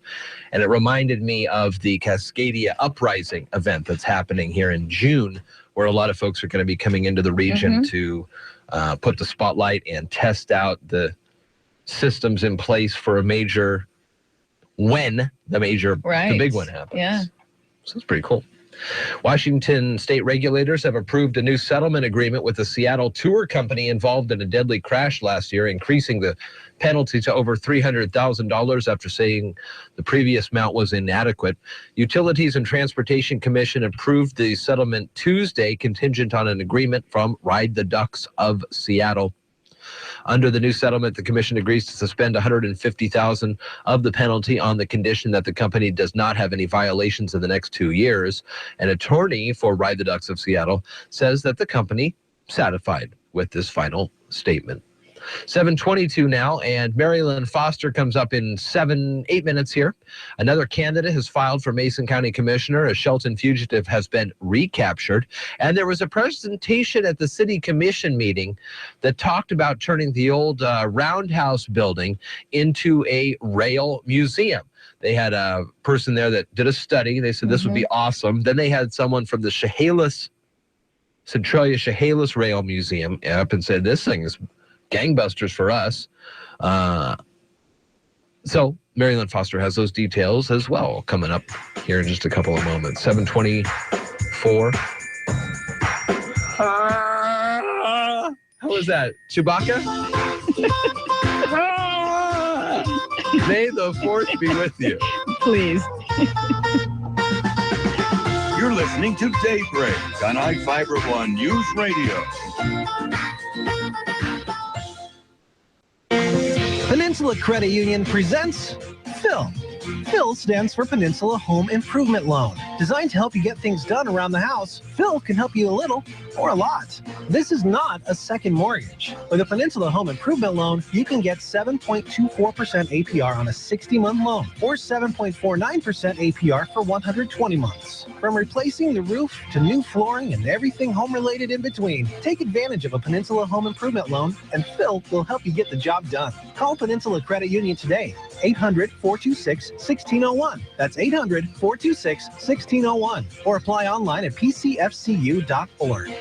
OAC. See representatives for details. Limited time offer. Additional terms and conditions may apply. Annual percentage rate is effective as of June 11th, 2014. Loan amounts from $500 to $15,000. Terms available from 60 months up to 120 months. For payment examples, call 800-426-1601. iFIBER ONE Newsradio, 1030 KMAS and FM 103.3 presents Daybreak.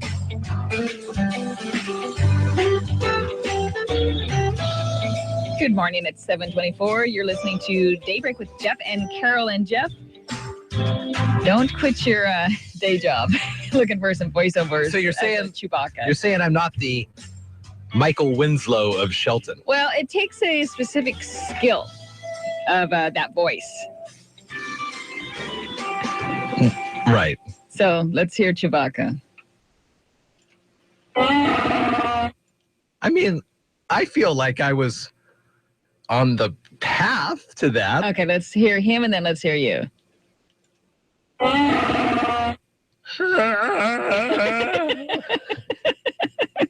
There's something in your tone that doesn't quite make it. I'm so sorry. Okay, well, now good to know. But maybe in the future, remember that story about the tech glasses that help that kid see? Yes. Maybe you could get a voice thing that could help you.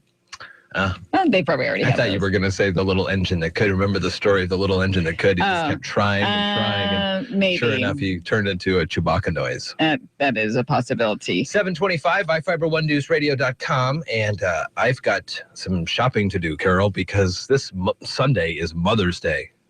Yikes. It is. I mean, Kaiser's got to do some shopping, and then I got to do some shopping for my mother. And you may be asking yourself, what on earth am I going to get the woman who has everything? From ABC News, tech trends, some gadgety gift ideas for Mother's Day. According to a recent survey by the Consumer Technology Association, Mom may be more tech-savvy than you think. CTA spokesman Jim Barry. Virtually all moms, 93%, interact with technology for at least an hour every day. So Barry says, don't be shy about going the tech route this Mother's Day. Fitness trackers are a great idea, but be forewarned, you may get a funny look if she thinks you're trying to tell her to lose weight. So be ready to explain. Lots of moms want them. Lots of moms use them. They work out. It's really for anybody that just wants to know how far they walk every day. If she's already drowning in devices, think about some new accessories, like a trendy new band for her smartwatch or something for her smartphone. Cases for those, stylish, of course, lots of fashion cases, also waterproof cases. And a company called H. Butler makes the mighty purse wallet,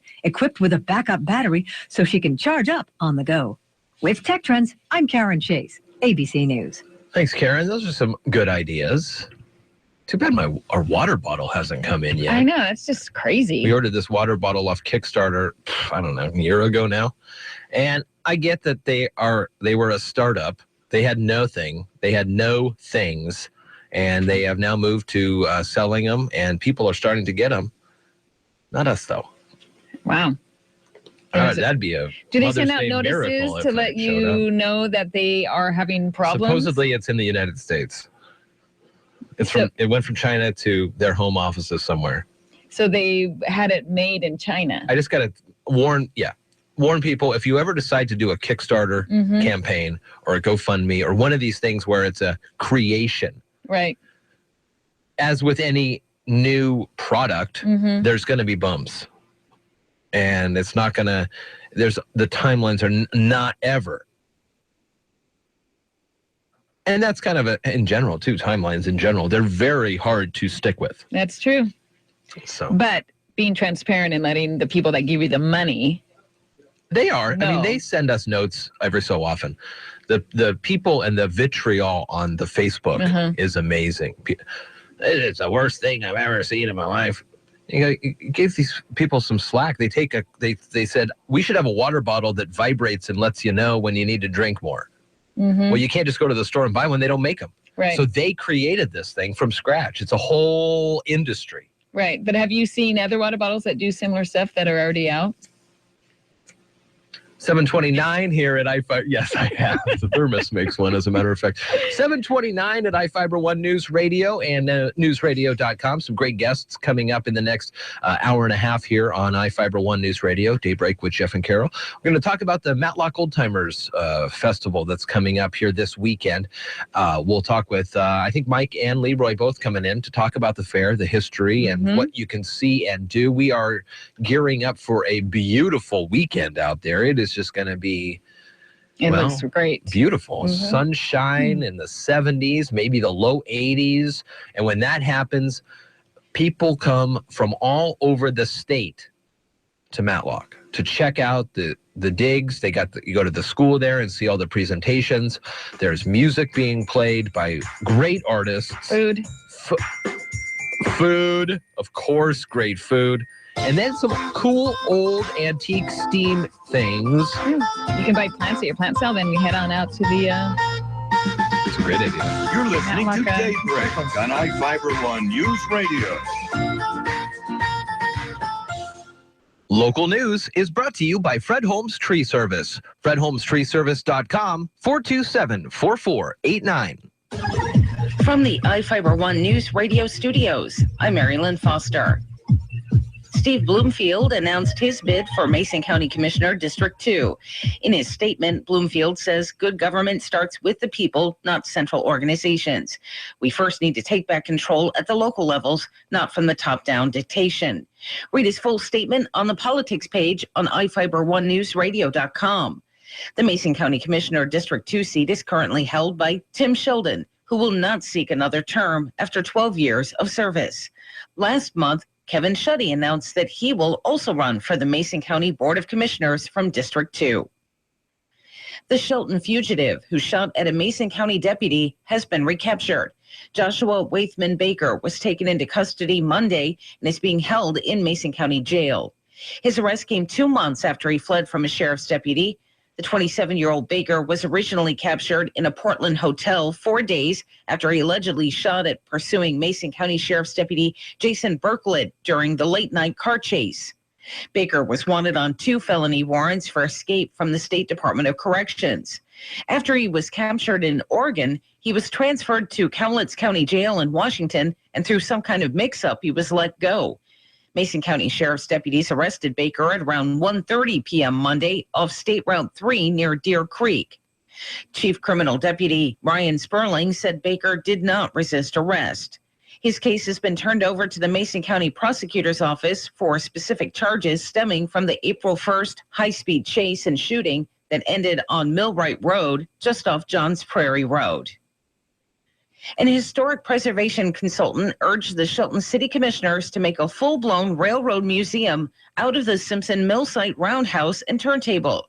Mary Thompson, a partner with Tacoma-based Artifacts Historic Preservation, presented a 73-page feasibility study to the commissioners Monday night, proposing an excursion train for museum visitors and a destination boutique hotel near the Roundhouse in downtown Shelton. The possible price tag is somewhere between $8 million and $30 million. Also attending the meeting was Chehalis City Councilman Darrell Lund, who supported the Chehalis Centralia Railroad and Museum. He wants to help Shelton establish a museum here. Thompson told the group that as one of two such railroad facilities in the state, they believe very strongly that a museum in this roundhouse structure could stimulate additional economic development in Shelton. Thompson called on the city and community members to create interest in and a vision for the project. See the full feasibility study report about the Shelton Museum proposal on the City of Shelton's website. For iFIBER One News Radio, 1030 KMAS and FM 103.3, I'm Mary Lynn Foster. Gillis Auto Center in Shelton. Best deals, best price, best trade, and low payments. Truck Month continues at family-owned Gillis Auto Center with our entire truck inventory discounted for this event. Dodge Ram, built Ram tough with huge rebates and a great selection. Get 0% interest OAC or up to an $8,000 rebate on the Dodge Ram Bighorn Crew Cab. Just go to Gillis, the all-new Gillis Auto Center in Shelton, City Center Matlock exit, and 24/7 at GillisAutoCenter.com. This Monday, you've got a chance to win tickets to the Mariners during Daybreak. Get the clues during the Monday morning sports report, and between 8:15 and 8:30, listen for the Mariners theme music, and you could be a winner. First caller with the right answer to 360-462-1041 wins a pair of tickets to the May 28th game against the Minnesota Twins. Only one winner per household per season. For complete rules, check iFiber1newsradio.com. It's Mariners Monday on Daybreak. Late game drama in the NBA. Hi, everybody. Dave Packer reporting on sports. The Trailblazers kept Oracle Arena quiet for most of the night, but the Warriors brought the home fans to their feet in the fourth quarter. Dribbles in, finds Clay. Pump fake, fly by, three ball. Got it! We're tied at 91. Oh, don't you wish you were here? Tim Roy on KNBR. Klay Thompson at 27 points, and the Warriors overcame their largest deficit entering the fourth quarter this season to beat the Trailblazers 110-99. That series is 2-0. With just seconds to go, the Heat appeared poised to take the first game of their series against the Raptors until Kyle Lowry approached half court. Gets the center, heaves it up. Good! Kyle Lowry good from center court. He has tied the ball game. We're going to go to overtime. CJCL. The celebrations in Toronto were short-lived, though. Dwayne Wade sparked the Heat run in overtime to win 102-96. Toronto was buzzing Tuesday night, just 1 minute after Kyle Lowry's last second half-court shot sent the Raptors into OT. The Blue Jays made some noise of their own. Smoke hits another one deep to left field. Has he done it again? That ball is up. Yes, sir, he has. On Sportsnet 590 in Toronto, Justin Smoke's two-run shot on the bottom of the 10th gave the Blue Jays the 3-1 win over the Rangers. Only his second home run of the season. His first, 1 inning prior to tie the game. And playoff hockey. Right circle, drops it high side, Callahan. Left circle, Hedman shoots. Block, rebound, Boyle shoots. Score! Score! Brian Boyle! Brian Boyle! The Lightning winner! 970 WDAE. After the Lightning tied the game in the final minutes of regulation, Brian Boyle won it in overtime. Tampa Bay has a 2-1 series lead against the Islanders. The Predators earned their first win in their series against the Sharks with a 4-1 victory, and the Blues are up 2-1 against the Stars. They trounced Dallas 6-1. Dave Packer, ABC Sports. Now from the all-new Gillis Auto Center Sports Desk, here's Sean Wells. It's senior night for two Shelton High School teams as Shelton Fast Pitch hosts Mount Tahoma this afternoon, and Shelton Soccer hosts North Thurston tonight at 7. The Portland Trailblazers jumped out to an early lead over the defending NBA champion Golden State Warriors. The Blazers took an 8-point lead into halftime, but the Warriors came storming back in the second half with Klay Thompson catching fire in the fourth quarter. 5 to shoot. Dribbles in. Finds Clay. Pump fake. Fly by. 3 ball. Got it! We're tied at 91. Timeout, Portland. Oh, don't you wish you were here? Golden State wins Game 2, 110-99. Game 3 of the series is back in Portland on Saturday. The Seattle Mariners have won their 6th series in a row after knocking off the Oakland A's 8-2. The Yams brought out the long ball, crushing 3 home runs in the game, including one off the bat of Kyle Seager. The 2-2 on the way to Seager. Swing and a high fly ball deep to right field. Reddick going back. Looking up. Goodbye, baseball. Kyle Seager with his 6th home run of the season. Holy smokes, a 3-run drive high atop the out-of-town scoreboard. Seattle goes for the series sweep with King Felix on the mound this afternoon. Pregame is live on iFIBER ONE News Radio at 11:30. First pitch set for 12:35. iFIBER ONE News Radio, I'm Sean Wells.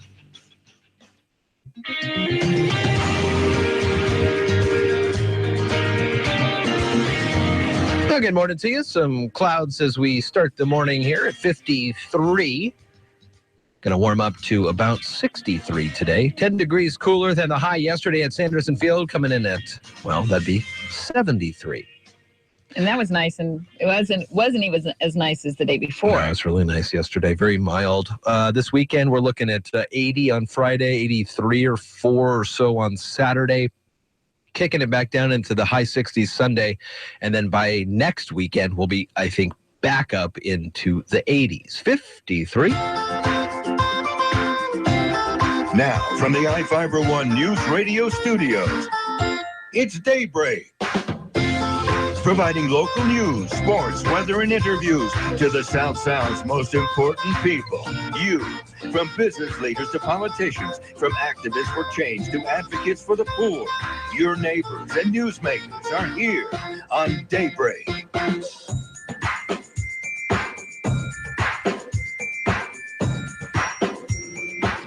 Good morning. It's 7:39. I'm Carol Gardner, and along with Jeff Psyche, we're on Daybreak. Mm-hmm. We have some great guests coming up today, about 45 minutes or so, about 8:15. Transit Talk with MTA's Christina Fremont. She comes on weekly and she talks about everything transit, telling about her adventurous rides on the bus and how much fun you can have besides just for business getting to work in the morning. What was that one movie? Planes, Trains, and Automobiles with John Candy and Steve Martin. It's one of my favorite movies. Is that the one where he starts saying, 3 coins in a fountain? I don't know for sure. And then, so Steve Martin's singing that one, and then, what's his face? Uncle Buck, John Candy does Flintstones, and the whole bus sings Flintstones with him because nobody knows 3 coins in a fountain. Did you see they're redoing Uncle Buck? Really? ABC is doing like a half-hour weekly comedy, Uncle Buck. It's a black family this time, and it's a half-an-hour TV series. I'll have to check it out. Remake. Mike Epps, I like John Candy. I liked him. Oh, yeah, John Candy's so good.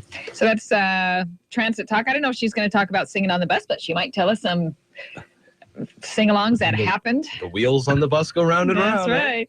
And then we have some more great guests coming up about 8:45. It'll be Port of Call with Wendy Smith, and she's going to bring in a couple of guests, Andy Hunter and Nathaniel Hartman. They're from Lynch Creek Farms, and they're going to tell us all about what's going on up there. Yeah, that'd be awesome. You can get our news on your Facebook page by liking us at iFIBER ONE News Radio. You can go to facebook.com/1030 KMAS. That's probably the easiest, quickest way to get there. Some of your friends on Facebook may have already liked our pages, so you'll see our stories pop up here and there. So go ahead and like us, and you can get all of our newscasts right there in your Facebook news feed. Additionally, people are sharing onto their social media from the brand new iFIBER1NewsRadio.com. We've launched this brand new site. It's very interactive. Lots of great comments on it, I'd have to say. People do like it. Are you hearing a lot of good stuff? Good. Yeah. And so you can post, comment, share. You do have to register, but it takes mere moments, and it's only, for our protection, your protection, everybody's protection. That's at the all-new iFIBER1NewsRadio.com, or there's always a listener line. Give us a chat here at 462-1041. And we also have some headlines that we talk about around the region. The gypsy moth spraying is done, and state set traps this summer. The tunnel machine a third of the way to the viaduct reopening. So Viadume is going to be, another week and a half. And the latest, the AP has a great big story on the whole Western State Hospital and how people have actually left the hospital without people knowing about it. And it's really an interesting read. We have that on our website. We'll talk about that also later. It's so strange. Sometimes you'll see folks on the road, on the side of the road, or going into businesses, and they look like. Okay, let's see how we You're being. So they look like they were wearing clothes. Scrubs? Not scrubs, but clothes that were issued at a state facility. Let's just use that. You see people with like bright orange pants or a bright orange top. I have never You've never seen that? Maybe you should call 911 if you see stripes on somebody. Well, not stripes. Or orange. And it doesn't say, like MCJ for Mason County Jail, but just the clothes that people are wearing. Maybe they got to me look like from state-run facilities sometimes. Jeff. It's very casual Friday. Casual Friday. You're listening to Daybreak on iFIBER One News Radio.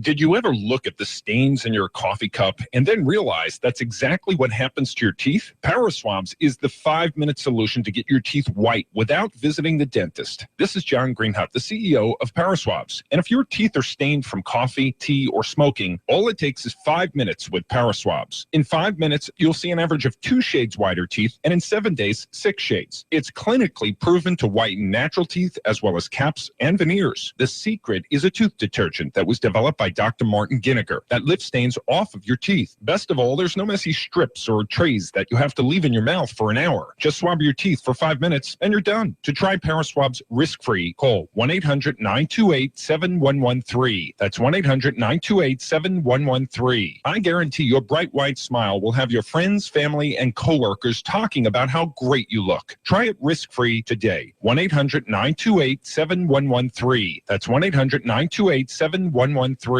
Taco night is fun. Taco night is delicious. Awesome. Taco night is...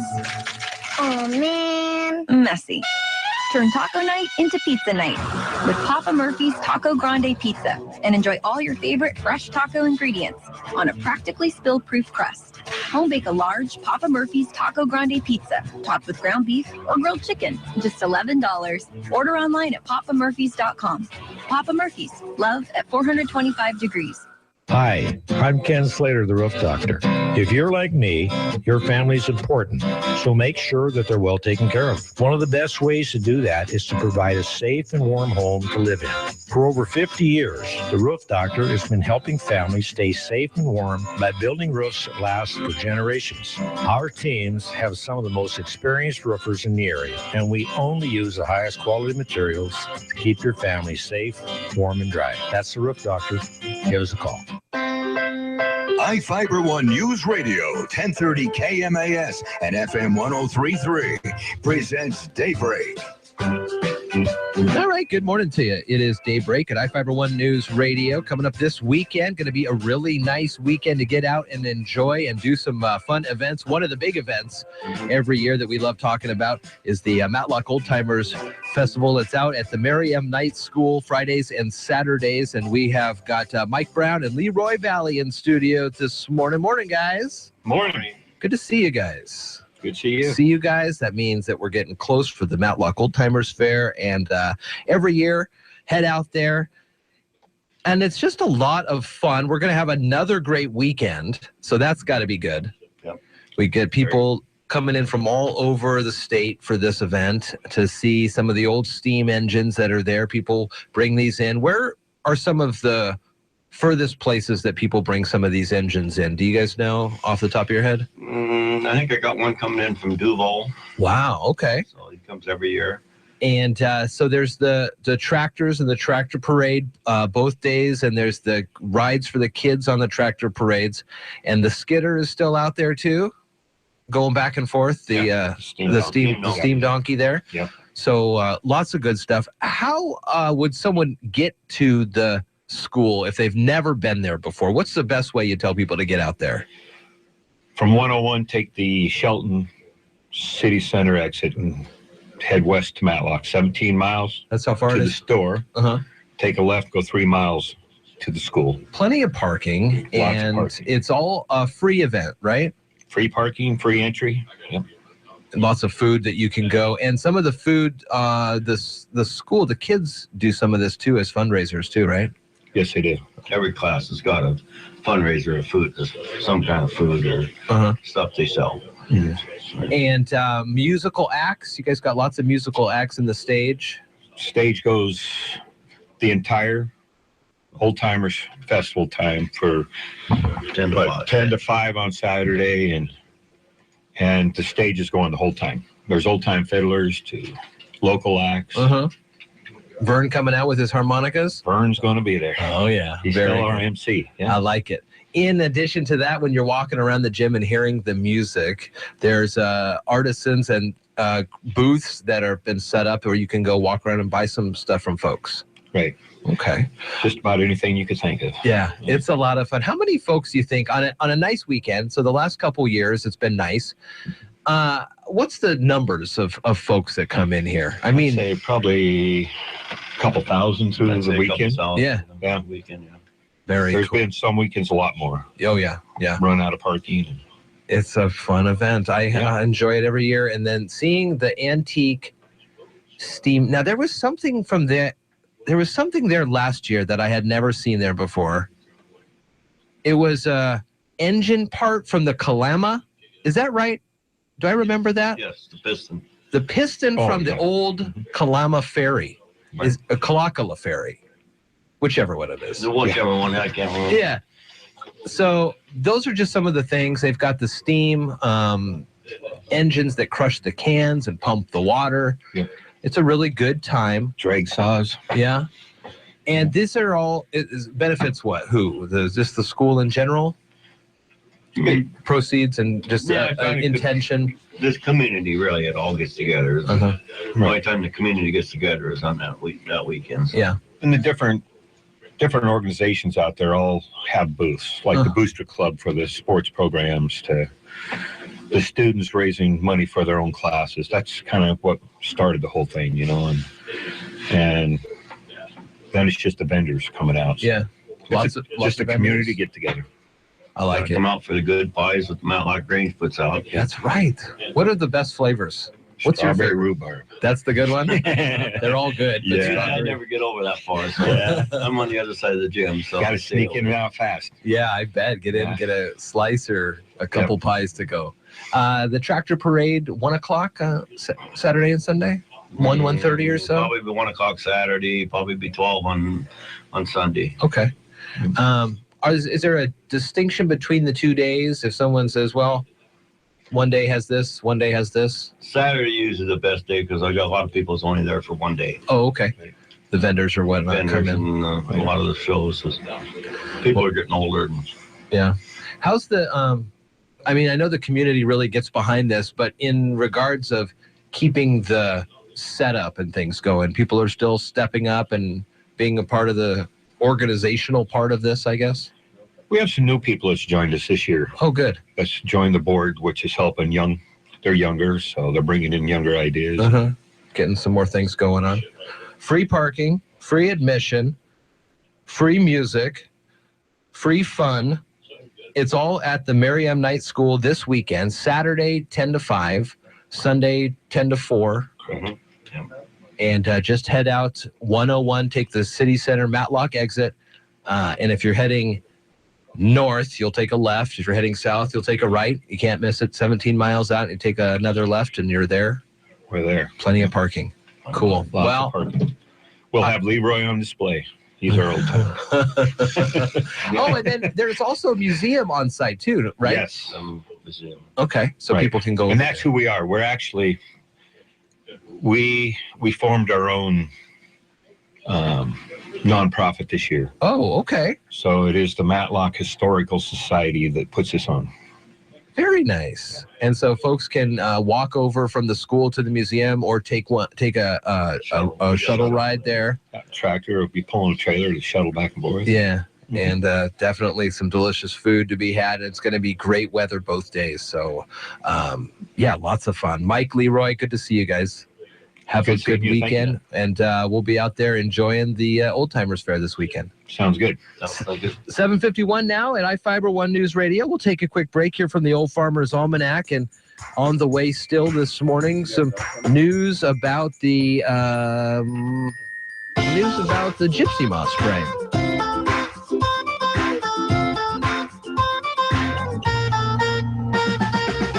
You're listening to Daybreak on iFIBER One News Radio.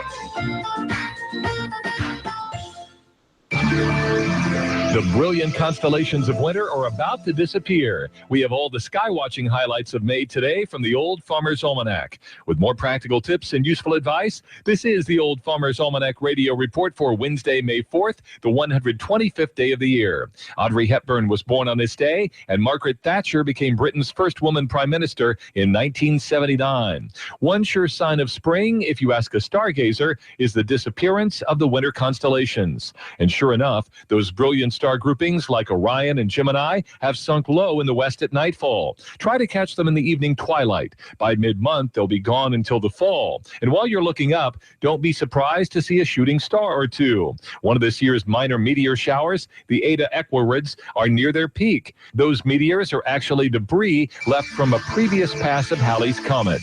That's the Old Farmer's Almanac radio report. Find more stargazing tips at almanac.com. iFIBER One News Radio, 1030 KMAS and FM 103.3 presents Daybreak.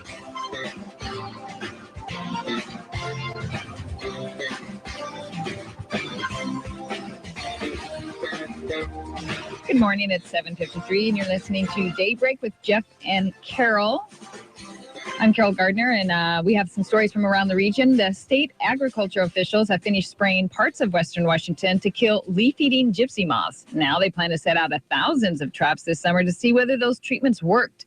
The Department of Agriculture announced yesterday that they completed the last of 21 treatments that began about 2 weeks ago, and the state has sprayed a biological insecticide over 10,000 acres across the Puget Sound, including Seattle's Capitol Hill, Lacey, Tacoma, Nisqually, and Vancouver. I saw those signs on the freeway about gypsy moth spraying on I-5, I think. Yeah. Each site was treated 3 times to kill the moths that devour shrubs and trees and can make forests more vulnerable to other problems. The spraying was done after Asian and European gypsy moths were caught in traps around the region last year.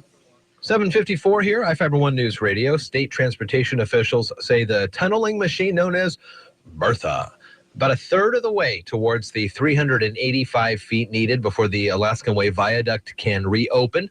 The machine tunneled 131 feet by yesterday evening.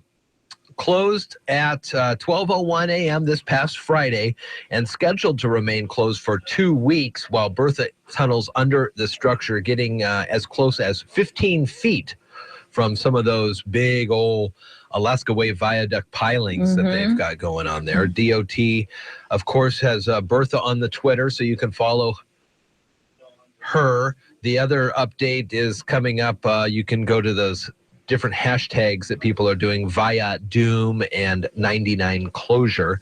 DOT has special closure page on their website where you can find maps, commuting tips, and other resources to help you get through the closure. People are using water taxis and all sorts of interesting ways to get from hither and yon while you can't use the Alaskan Way Viaduct up there. So that Ride the Duck, is that considered a water taxi? Is that more of a tourist thing? That's a tourist thing. I don't think so. They have other water taxis.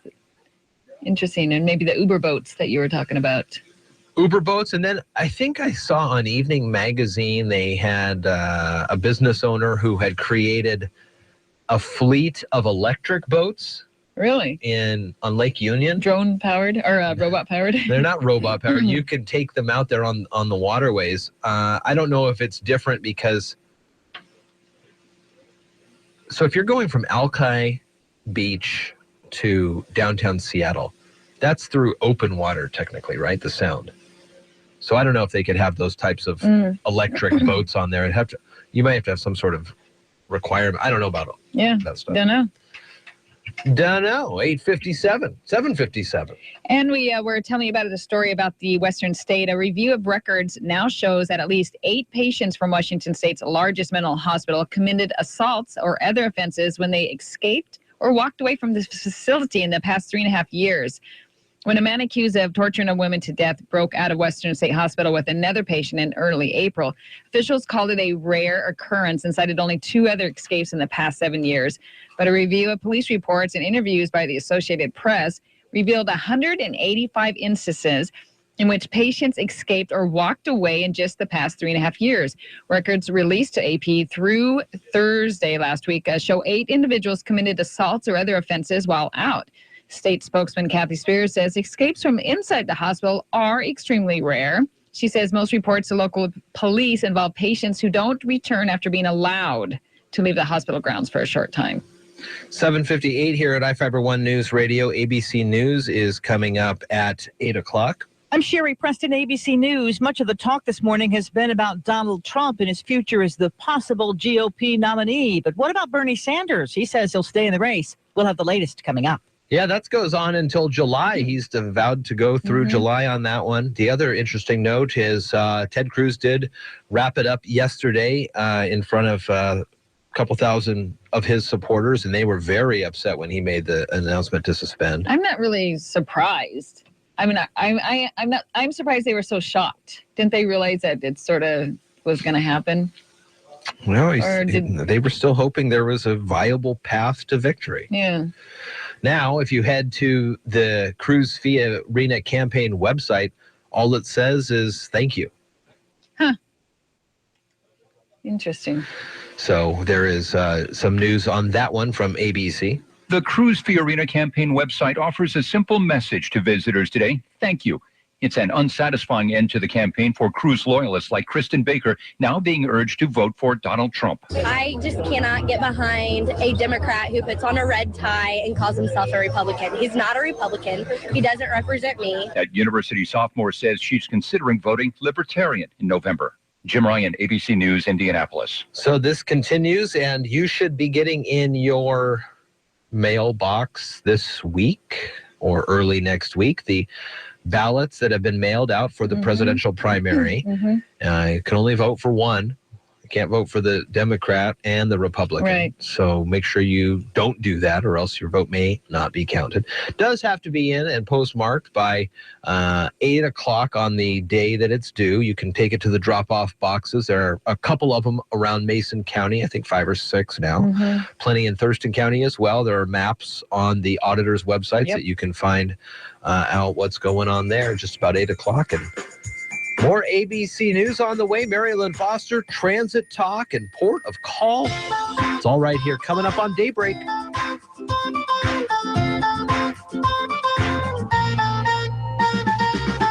You're listening to Daybreak on iFIBER One News Radio. Mornings start with Daybreak on iFIBER One News Radio. Join Jeff and Carol weekdays from 6 to 9 on AM 1030 and FM 1033 KMAS Shelton. Here's the latest from ABC News. I'm Karen Chase.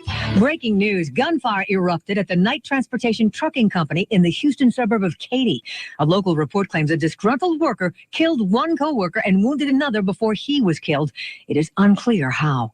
He campaigned as an outsider, but now that Donald Trump has the Republican presidential nomination virtually locked up, he says he'll pick a political insider as a running mate. I would like to have somebody that could truly be good with respect to dealing with the Senate, dealing with Congress, getting legislation passed. Bernie Sanders is vowing to stay in the race after narrowly winning the Indiana primary, but Hillary Clinton still holds a commanding delegate lead, and ABC's Brad Milkey tells us a new poll shows her with another edge. A new national poll from CNN ORC shows Donald Trump not just trailing Hillary Clinton by 13 points, but trailing across nearly every major demographic: independents, moderates, non-white voters, and a whopping 39-point spread from women.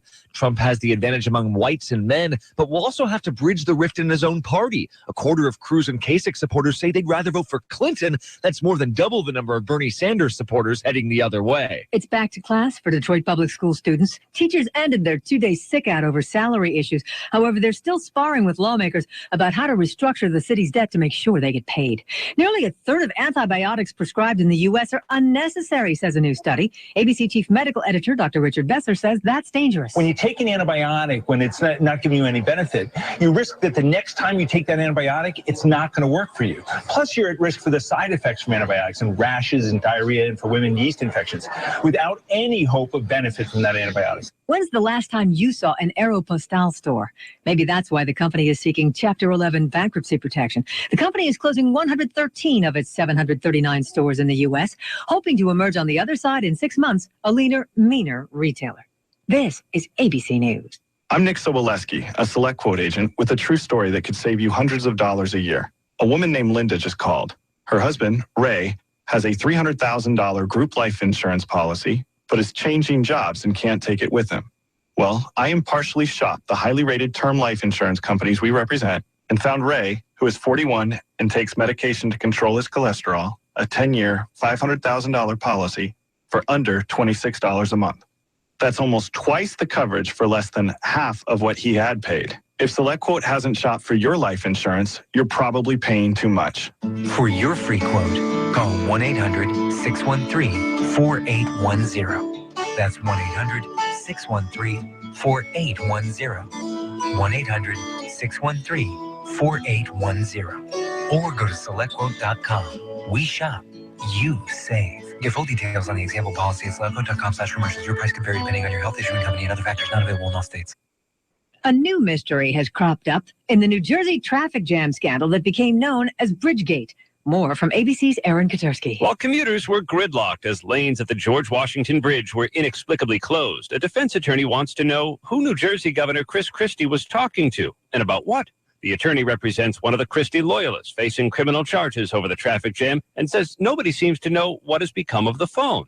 Christie says he turned it over to federal investigators. Those investigators say they don't have it, only deepening a new mysterious subplot in the long-running drama that may have cost Christie a chance at becoming the Republican presidential nominee. Aaron Katersky, ABC News, New York. They say if a politician wants a real friend, they should get a dog. And offering further proof that politics and pet parenthood can be a good combo, Maine's Governor, Paul LePage, has named his new dog Vito. LePage is famous for his copious vetoes. The adopted dog is a Jack Russell Terrier, rescued from a Humane Society shelter. Karen Chase, ABC News. From the iFIBER ONE Newsradio studios, I'm Marilyn Foster. Steve Bloomfield announced his bid for Mason County Commissioner District 2. In his statement, Bloomfield says good government starts with the people, not central organizations. We first need to take back control at the local levels, not from the top-down dictation. Read his full statement on the politics page on iFIBER1newsradio.com. The Mason County Commissioner District 2 seat is currently held by Tim Sheldon, who will not seek another term after 12 years of service. Last month, Kevin Schutte announced that he will also run for the Mason County Board of Commissioners from District 2. The Shelton fugitive who shot at a Mason County deputy has been recaptured. Joshua Waithman Baker was taken into custody Monday and is being held in Mason County Jail. His arrest came 2 months after he fled from a sheriff's deputy. The 27-year-old Baker was originally captured in a Portland hotel 4 days after he allegedly shot at pursuing Mason County Sheriff's Deputy Jason Berklid during the late-night car chase. Baker was wanted on 2 felony warrants for escape from the State Department of Corrections. After he was captured in Oregon, he was transferred to Cowlitz County Jail in Washington, and through some kind of mix-up, he was let go. Mason County Sheriff's deputies arrested Baker at around 1:30 p.m. Monday off State Route 3 near Deer Creek. Chief Criminal Deputy Ryan Sperling said Baker did not resist arrest. His case has been turned over to the Mason County Prosecutor's Office for specific charges stemming from the April 1st high-speed chase and shooting that ended on Millwright Road just off Johns Prairie Road. An historic preservation consultant urged the Shelton City Commissioners to make a full-blown railroad museum out of the Simpson Mill Site roundhouse and turntable. Mary Thompson, a partner with Tacoma-based Artifacts Historic Preservation, presented a 73-page feasibility study to the commissioners Monday night, proposing an excursion train for museum visitors and a destination boutique hotel near the roundhouse in downtown Shelton.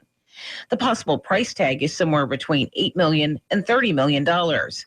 Also attending the meeting was Chehalis City Councilman Darrell Lund, who supported the Chehalis Centralia Railroad and Museum. He wants to help Shelton establish a museum here.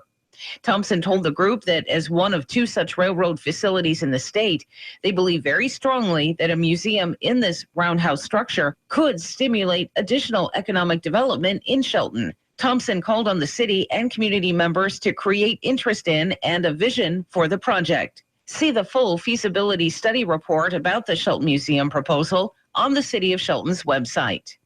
For iFIBER One News Radio, 1030 KMAS and FM 103.3, I'm Marilyn Foster.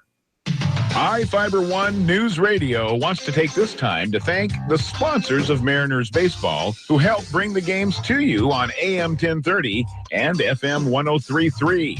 You can show your appreciation by supporting our local advertisers who bring you Mariners Baseball in the South Sound. When you support our local sponsors, you are supporting our local communities. More Mariner Baseball is on the way from iFIBER One News Radio. Wonder what the outrageously energizing experience of Mountain Dew Kickstart is like? Well, it's like a combo of 3 awesome things. Dew, juice, and caffeine rebooting your entire personal operating system. Mountain Dew Kickstart is in position for consumption. Release the Mountain Dew Kickstart. Mountain Dew Kickstart released. Experiencing a charge of Mountain Dew Kickstart now. Mountain Dew Kickstart operation successful. Roger that. Get charged up with Mountain Dew Kickstart. Now in 4 energizing new flavors like Midnight Grape. It all starts with a kick. Now from the all-new Gillis Auto Center Sports Desk, here's Sean Wells. It's senior night for 2 Shelton High School teams as Shelton Fast Pitch hosts Mount Tahoma this afternoon and Shelton Soccer hosts North Thurston tonight at 7. The Portland Trailblazers jumped out to an early lead over the defending NBA champion Golden State Warriors. The Blazers took an 8-point lead into halftime, but the Warriors came storming back in the second half with Klay Thompson catching fire in the fourth quarter. 5 to shoot, dribbles in, finds Clay, pump fake, fly by, 3 ball, got it! We're tied at 91. Timeout Portland. Oh, don't you wish you were here? Golden State wins Game 2, 110-99. Game 3 of the series is back in Portland on Saturday. The Seattle Mariners have won their 6th series in a row after knocking off the Oakland A's 8-2. The Yams brought out the long ball, crushing 3 home runs in the game, including 1 off the bat of Kyle Seager. The 2-2 on the way to Seager. Swing and a high fly ball deep to right field. Reddick going back. Looking up. Goodbye baseball. Kyle Seager with his 6th home run of the season. Holy smokes, a 3-run drive high atop the out-of-town scoreboard. Seattle goes for the series sweep with King Felix on the mound this afternoon. Pre-game is live on iFIBER One News Radio at 11:30. First pitch set for 12:35. For iFIBER One News Radio, I'm Sean Wells.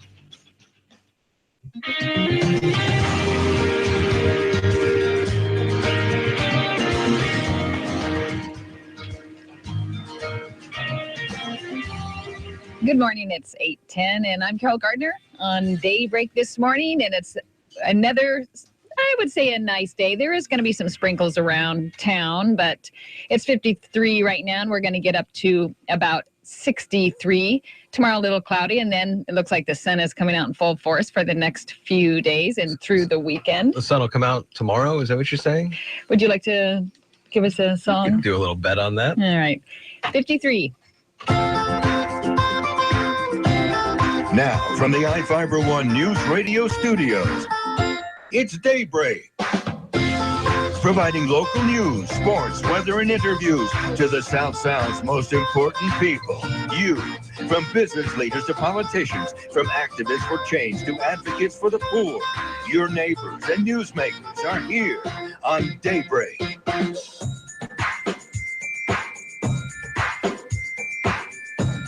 Good morning to you. Daybreak, iFIBER One News Radio, 8:11. And we just got done talking about the Matlock Old Timers Fair. It's coming up this upcoming weekend from 10 to 5 rather on Saturday, 10 to 4 on Sunday out at Merriam Night School in Matlock. Head out north on 101, take the City Center Matlock exit, take a left out 17 miles, and then you'll see the signs. Take a right there if you're coming from the Hoodsport area. and you want to head out there, it's always a lot of fun. We have a good time every year when we go by and see some of those old steam trains. And like they were saying, they had to get some new people in on the board to keep things going and make sure people are continuing on with this awesome tradition. It's been going on for a very long time. Additionally, next weekend, you can see on our beautiful background here, if you're watching the show on the Daybreak page, we got Bluegrass from the Forest coming up, and Dwayne and Greg are going to come in next week. We'll talk with them about that. Christina Fremont's coming up in just a little bit for our transit talk. And port of call today, Interim Director Wendy Smith will be here. She's bringing along Andy Hunter and Nathaniel Hartman from Lynch Creek Farms. Get a chance to meet them, talk about Lynch Creek, what they do around these parts, and how many folks they employ. I think they do a pretty good job. One of the most successful businesses there on port property for sure. And you can find us on iFIBER1newsradio.com. You can watch the Daybreak show, which we are fiddling with the camera right now. So if it's blurry, we apologize. The blurry filter. We will get that fixed hopefully in a few moments. So our Daybreak show does pop up from 6 to 9, Monday through Friday. You can also find us on Facebook by liking our page. Just search for iFIBER1 News Radio in the search bar at the top of the Facebook page. And we also are on Twitter, iFIBER1 Radio, and you can call us anytime at 360-462-1041. Some headlines coming up throughout the rest of this half hour. We'll talk more about the 3 rallies planned here in Washington for Ted Cruz. He's kind of put the kibosh on that. His new website just says thank you today. Faster response needed to mitigate the salmon die-offs. And regulators have imposed increased penalty against the Ride the Ducks. All those stories and more, but Christina Fremont is well on the way here on Daybreak. You're listening to Daybreak on iFIBER1 News Radio.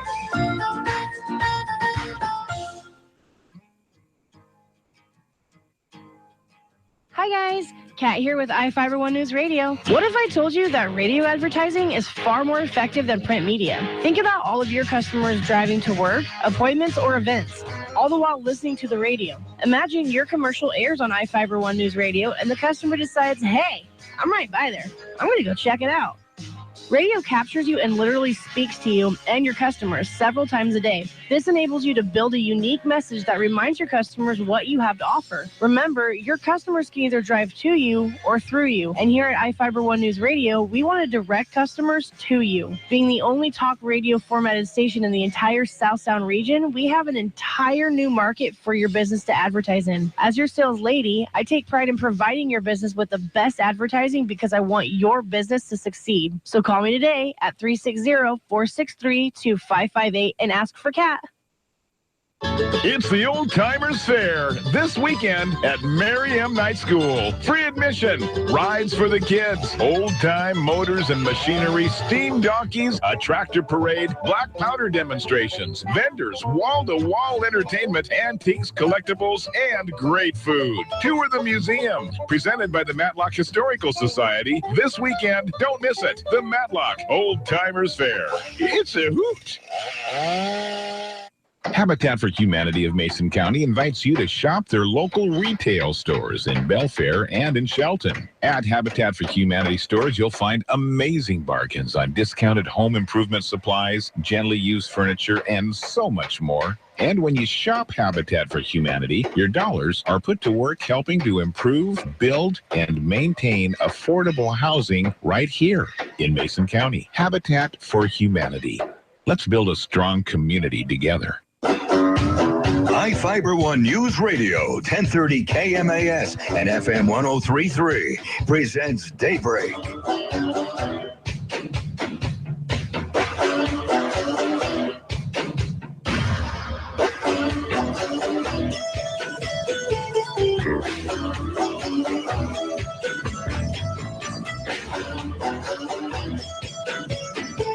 All right, good morning to you. It is Daybreak on iFIBER1 News Radio. Jeff and Carol here on a Wednesday. We're talking with Christina Fremont from Mason Transit. We're wishing folks a happy Star Wars Day. May the 4th be with you. Thank you very much. That's exactly right. That's exactly right. Oh, good morning, you two. How are you guys? We are well. How are you? Good. Thank you. I actually forgot it was the 4th. Oh, good. So you missed my Chewbacca impersonations. I did. earlier. Darn it. I have a dog that does a Chewbacca impersonation every day. Really? I wish I would have seen yours. I bet yours is way better. I don't think so. No?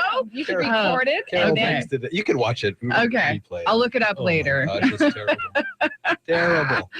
So we talk transit with you every week at this time from Mason Transit. First off, on the social media now, we are on the Twitter and the Facebook, the new Facebook page, facebook.com/mason.transit. Yep. Or you can just search Mason Transit Authority and we'll pop up. We've been officially verified. So, yeah. Oh, you Facebook guys are something verified. now. Yeah, I guess. It took quite a bit of work, actually. Did it? Well, there was lots of pages that had been created, because we took so long to get on there and people just checking in. And so I had to go through and claim them. This is mine. Oh, I see.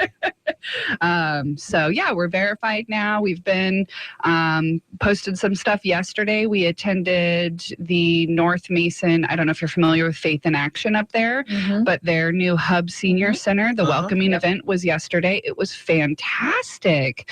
I just kudos to the Belfair community in general, North Mason. It was a great event. There was lots of folks. It was from 2 to 6:30, and I totally, in my mind, was like, it'll, probably die down around 5. No, it was constant stream of people. They're so excited.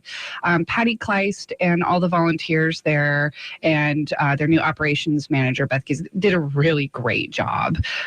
So we had fun. We talked about transit and options up there. Bill Hunter Park, which is one of our main transit hubs in Belfair, is just a block away. So for folks without mobility issues, it's an easy walk. We are, though, going to be rerouting our Route 4, which is the Belfair local, to serve the senior center.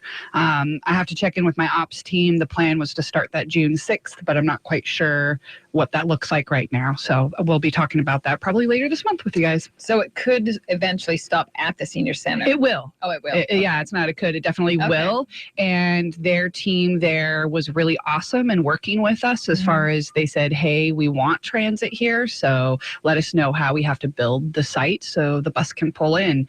And we did that. So there's an actual bus stop at the facility. Oh, very good. Yeah. Is this a picture I see of you inside a Daisy Sunflower? That would be me. That was at the entrance. They had a wonderful little photo set up. And so, and then inside the facility, they had lots of tables set up as far as the programs they were going to have. They're great programs from yoga to writing to photography to quilt making to cooking classes. The thrift store's up and running. It looked good. That's got to make you feel good to know that you are helping people get to this place. Oh, yeah. Helping them make these connections, go to these classes, meet these instructors, all by writing. There's a great tagline that we've got, which is started with APTA, and APTA is the American Public Transit Association, and it's where public transit goes, community grows. And so, they've got if you build it, they will come. So they've built it, and we're going to help the folks come there. That's awesome. That's awesome. Yeah. So I got to talk to a lot of people about service options up there. So additionally to the next social media outlet for Mason Transit is the Twitter, and on there is a good one to like and follow so you're up to date on rider alerts. Yep. We always are putting rider alerts on Twitter, not so much Facebook because,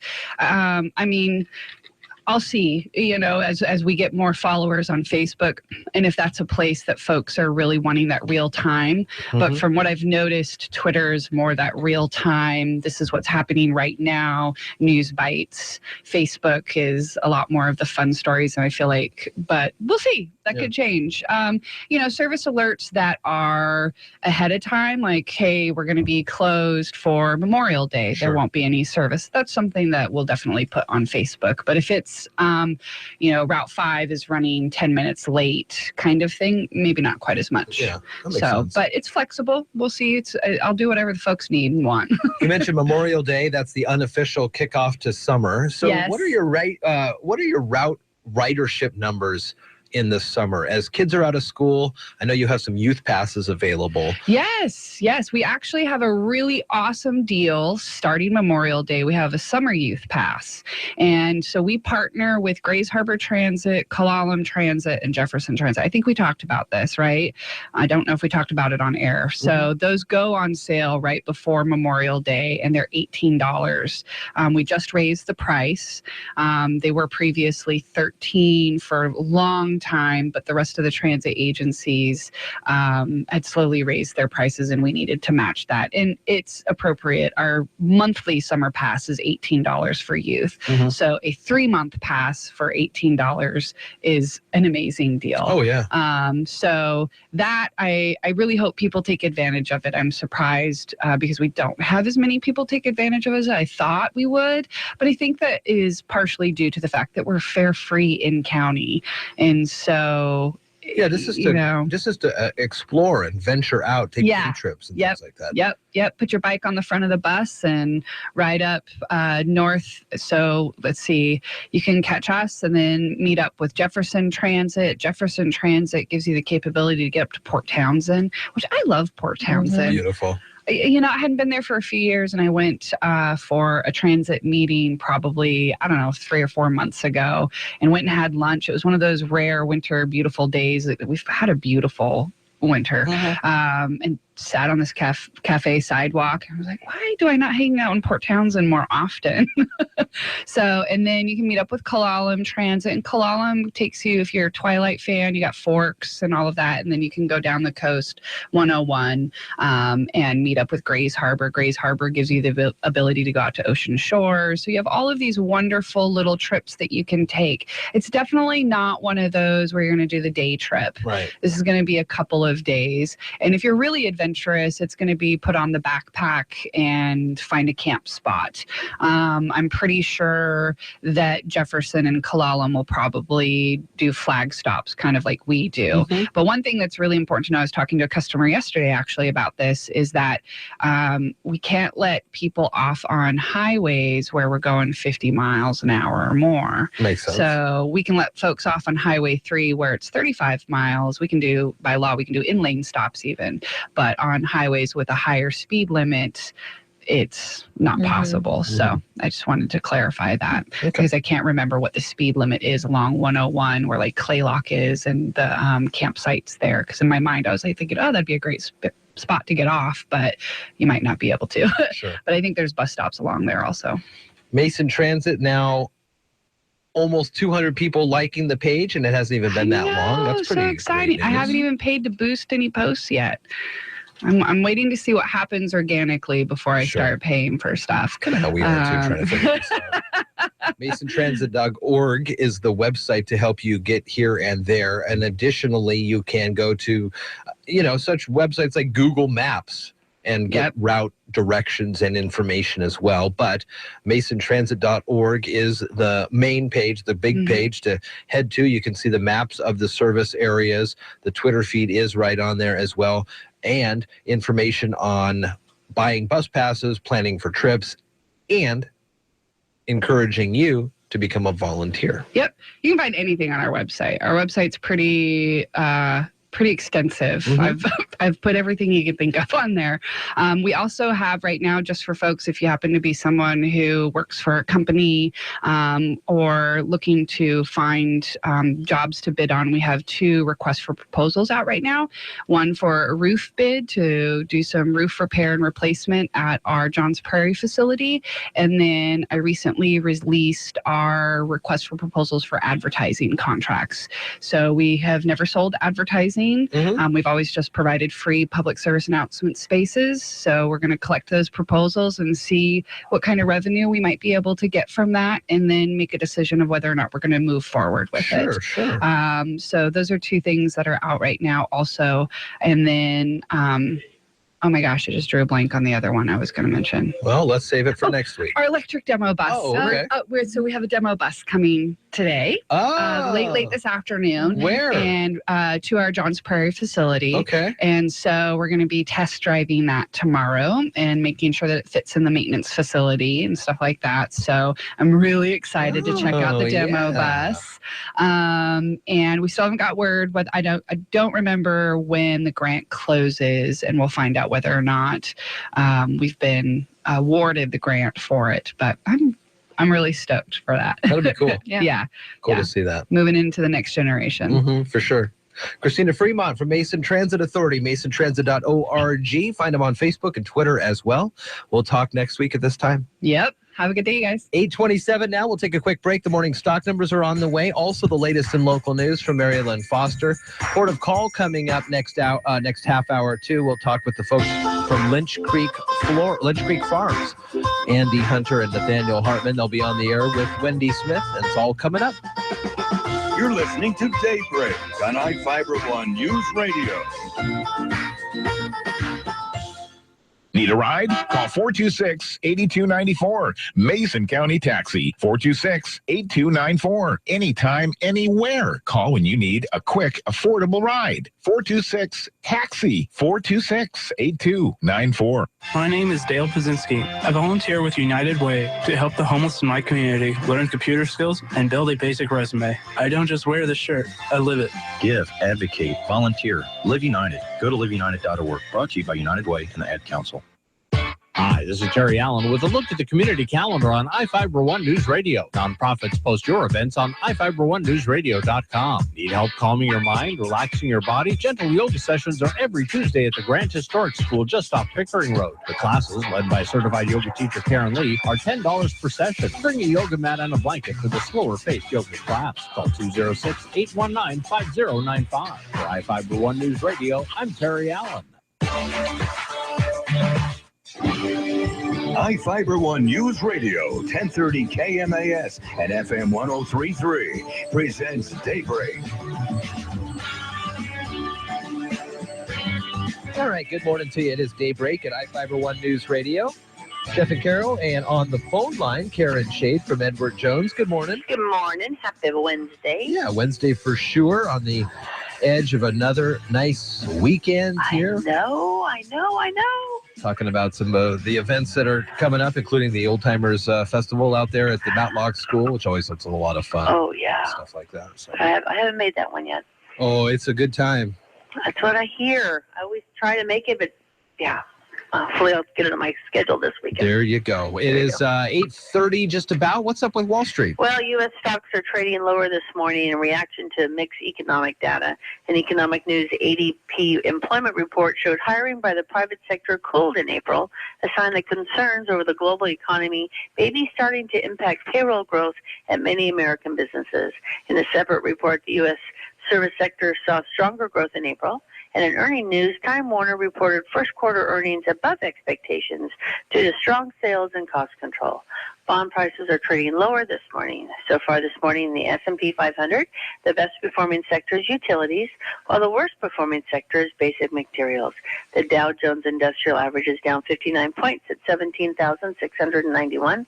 The Standard & Poor's 500 Index is down 11 points at 2,051, and the NASDAQ Composite Index is down 23 points at 4,739. This morning volume on the New York Stock Exchange is high, with about 263 million shares being traded, and decliners are outnumbering advances by roughly 2-to-1 margin. In the commodity markets, the spot price of gold is down $3.78 to $1,282.73. The spot price of silver is down 7 cents to $17.36, and crude oil prices are up 41 cents to $44.06. In the bond markets, the 30-year Treasury yield is currently 2.66%, and the 10-year Treasury yield is 1.8%. In stocks of local interest, Amazon is down $3.62. Costco is up 24 cents. Boeing is down $1.15. Starbucks is up 19 cents. And Microsoft is down 2 cents. This is Karen Shade of Edward Jones, member SIPC, serving individual investors with personalized attention and long-term financial advice. I'm located at 1051 Southeast State Route 3 in Shelton. And if you'd like additional information, you can contact me at 426-4590. And daily commentary is also located on our website at edwardjones.com. All right, Karen, have a good one. You too. 8:31 right now. The latest in local news is coming up next.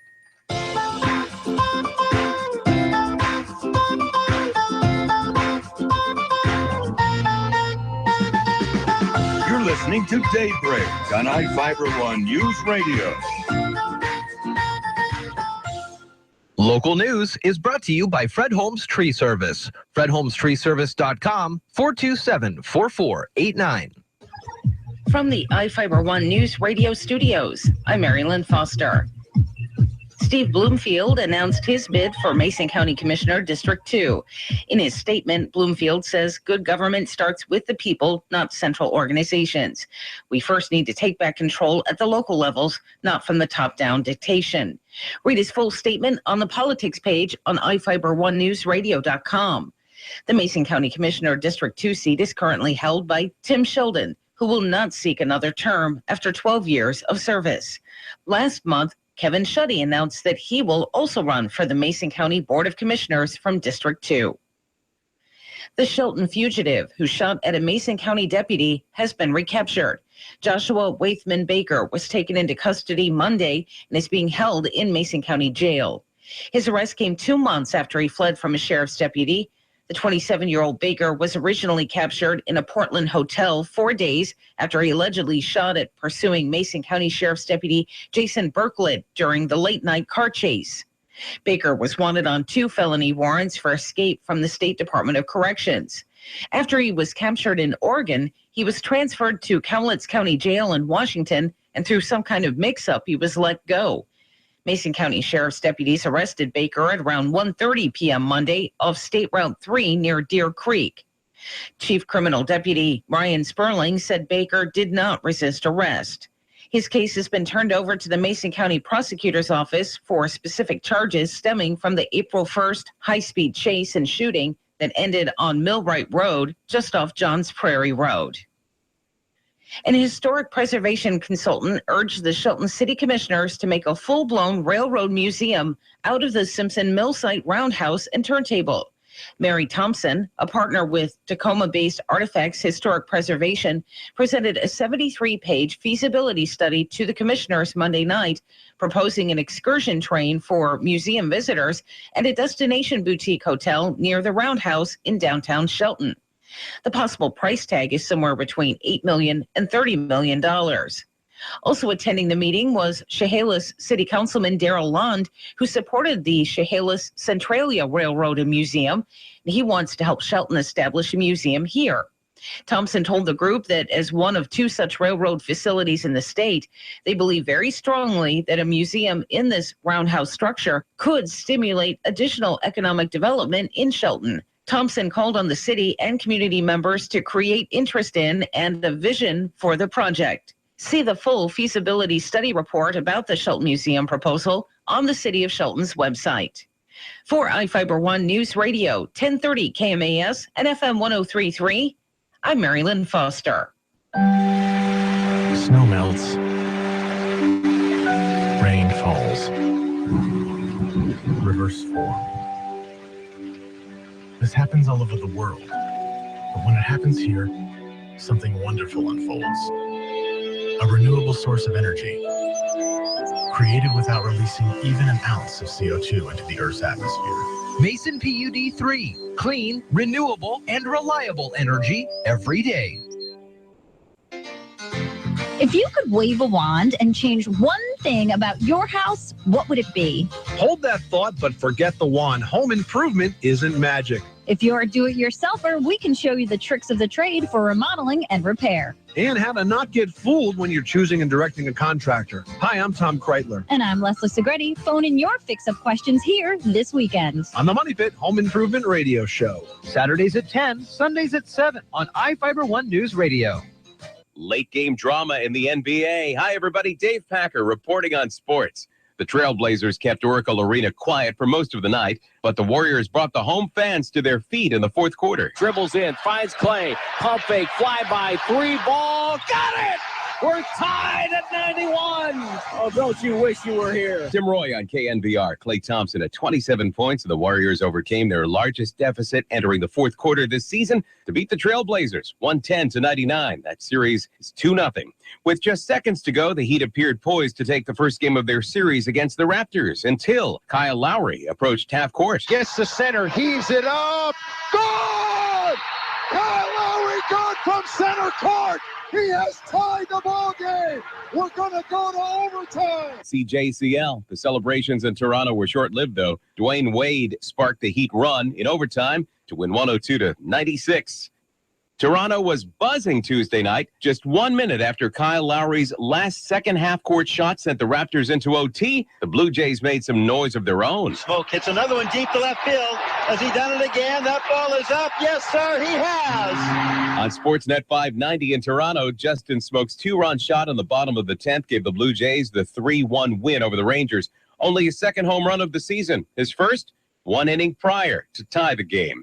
And playoff hockey. Right circle, drops it high side Callan. Left circle, Hedman shoots. Block, rebound, Boyle shoots. Score! Score! Brian Boyle! Brian Boyle! The Lightning winner! 970 WDAE. After the Lightning tied the game in the final minutes of regulation, Brian Boyle won it in overtime. Tampa Bay has a 2-1 series lead against the Islanders. The Predators earned their first win in their series against the Sharks with a 4-1 victory, and the Blues are up 2-1 against the Stars. They trounced Dallas 6-1. Dave Packer, ABC Sports. Now from the all-new Gillis Auto Center Sports Desk, here's Sean Wells. It's senior night for two Shelton High School teams as Shelton Fast Pitch hosts Mount Tahoma this afternoon, and Shelton Soccer hosts North Thurston tonight at 7. The Portland Trailblazers jumped out to an early lead over the defending NBA champion Golden State Warriors. The Blazers took an 8-point lead into halftime, but the Warriors came storming back in the second half with Klay Thompson catching fire in the fourth quarter. 5 to shoot, dribbles in, finds Clay, pump fake, fly by, three ball, got it! We're tied at 91. Timeout Portland. Oh, don't you wish you were here? Golden State wins Game 2, 110-99. Game 3 of the series is back in Portland on Saturday. The Seattle Mariners have won their 6th series in a row after knocking off the Oakland A's 8-2. The Yams brought out the long ball, crushing 3 home runs in the game, including one off the bat of Kyle Seager. The 2-2 on the way to Seager. Swing and a high fly ball deep to right field. Reddick going back, looking up. Goodbye baseball. Kyle Seager with his 6th home run of the season. Holy smokes, a 3-run drive high atop the out-of-town scoreboard. Seattle goes for the series sweep with King Felix on the mound this afternoon. Pre-game is live on iFIBER One News Radio at 11:30. First pitch set for 12:35. iFIBER One News Radio, I'm Sean Wells.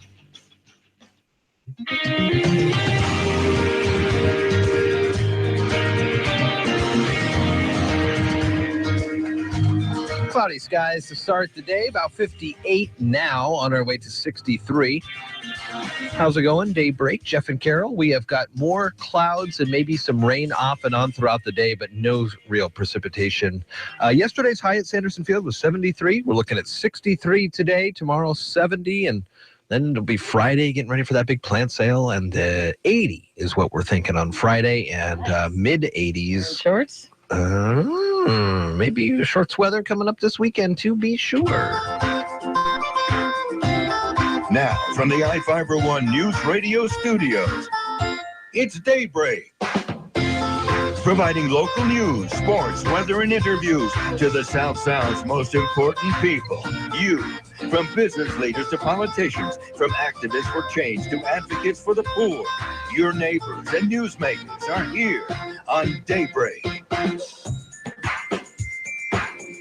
Good morning. It's 8:40. I'm Carol Gardner along with Jeff Slakey, and you are listening to Daybreak. We have some guests coming up in a few minutes. It's going to be Port of Call with Wendy Smith, and she's bringing Andy Hunter and Nathaniel Hartman from Lynch Creek Farms, and we'll talk about what's going on with those guys. Fun, yeah. You can get our news on your Facebook page by liking us at iFIBER ONE News Radio.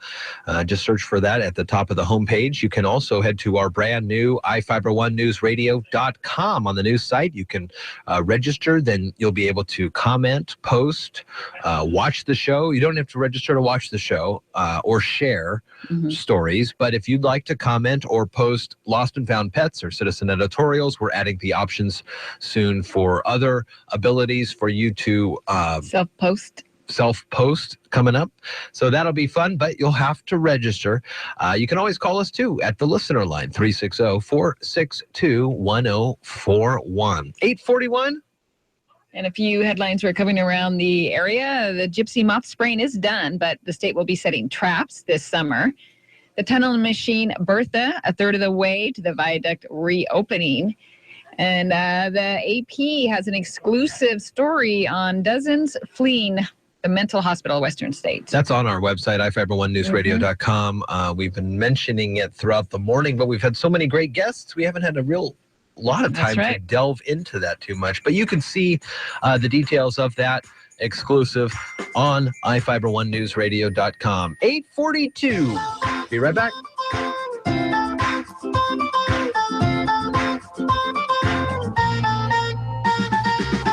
You're listening to Daybreak on iFIBER ONE News Radio. Say, what's for lunch? Breakfast. No, what's for lunch? Oh, yeah, breakfast. Breakfast for lunch? Yep. Then what's for dinner? Breakfast is. I thought you said breakfast was for lunch. Oh, I totally did. But now you're saying breakfast is for dinner. Oh, yeah, I am. So, wait, is lunch for breakfast? No, breakfast is for breakfast. With McDonald's all-day breakfast menu, which includes the Egg McMuffin, hot cakes, and hash browns, anytime is delicious breakfast time. Man, I'm heading to McDonald's. Have a good afternoon. Don't you mean good morning? I do now. McDonald's all-day breakfast menu varies by location. This is Craig. He's keeping cool this summer with over 30 drinks at McDonald's, like McCafe smoothies or frappes for $2, and that's a good decision. Now, trying to mountain bike down a hill while carrying all 30 of those drinks, not so much. It's okay, Craig. Your favorite small McCafe drinks like a caramel frappe and frozen strawberry lemonade are $2 at McDonald's, and McCafe brewed coffee or soft drinks are only $1. Price and participation may vary. Hi, I'm Ken Slater, the Roof Doctor. If you're like me, your family's important, so make sure that they're well taken care of. One of the best ways to do that is to provide a safe and warm home to live in. For over 50 years, the Roof Doctor has been helping families stay safe and warm by building roofs that last for generations. Our teams have some of the most experienced roofers in the area, and we only use the highest quality materials to keep your family safe, warm, and dry. That's the Roof Doctor. Give us a call. Your small business needs a loyalty rewards program, but email and paper cards are not effective, and using your POS system where you have to do all the work is bad as well. Go mobile. 95% of customers will check your marketing message on their smartphones in the first 5 minutes you send it, and we do all the work for you for under $150 a month. Call Puget Sound Perks today, 253-584-1212, or visit psperks.com. Reward your customers, and they'll reward you back. iFIBER ONE News Radio, 1030 KMAS and FM 103.3 presents Daybreak.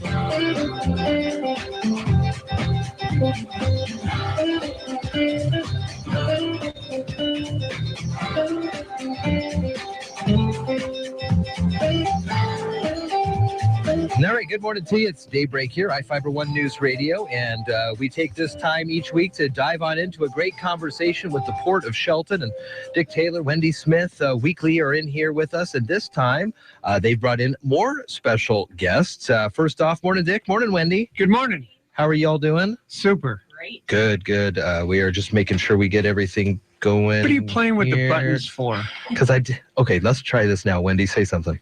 Hello, hello. That works. Perfect. There we go. You know, you got to do this. It's all on the fly, live radio. Yeah, it happens. Technology wonderful. We are talking with Andy and Nathaniel from Lynch Creek Farms as well. Morning, guys. Morning. Morning. Thanks for coming in today. This is a great opportunity just to get a chance to meet you guys, talk about Lynch Creek Farms, what you do up on port property, the employees, the website, all that stuff. First off, the website that people can start to see where you guys are working on things is what? Our website is lynchcreekreeds.com. Lynchcreekreeds.com, okay.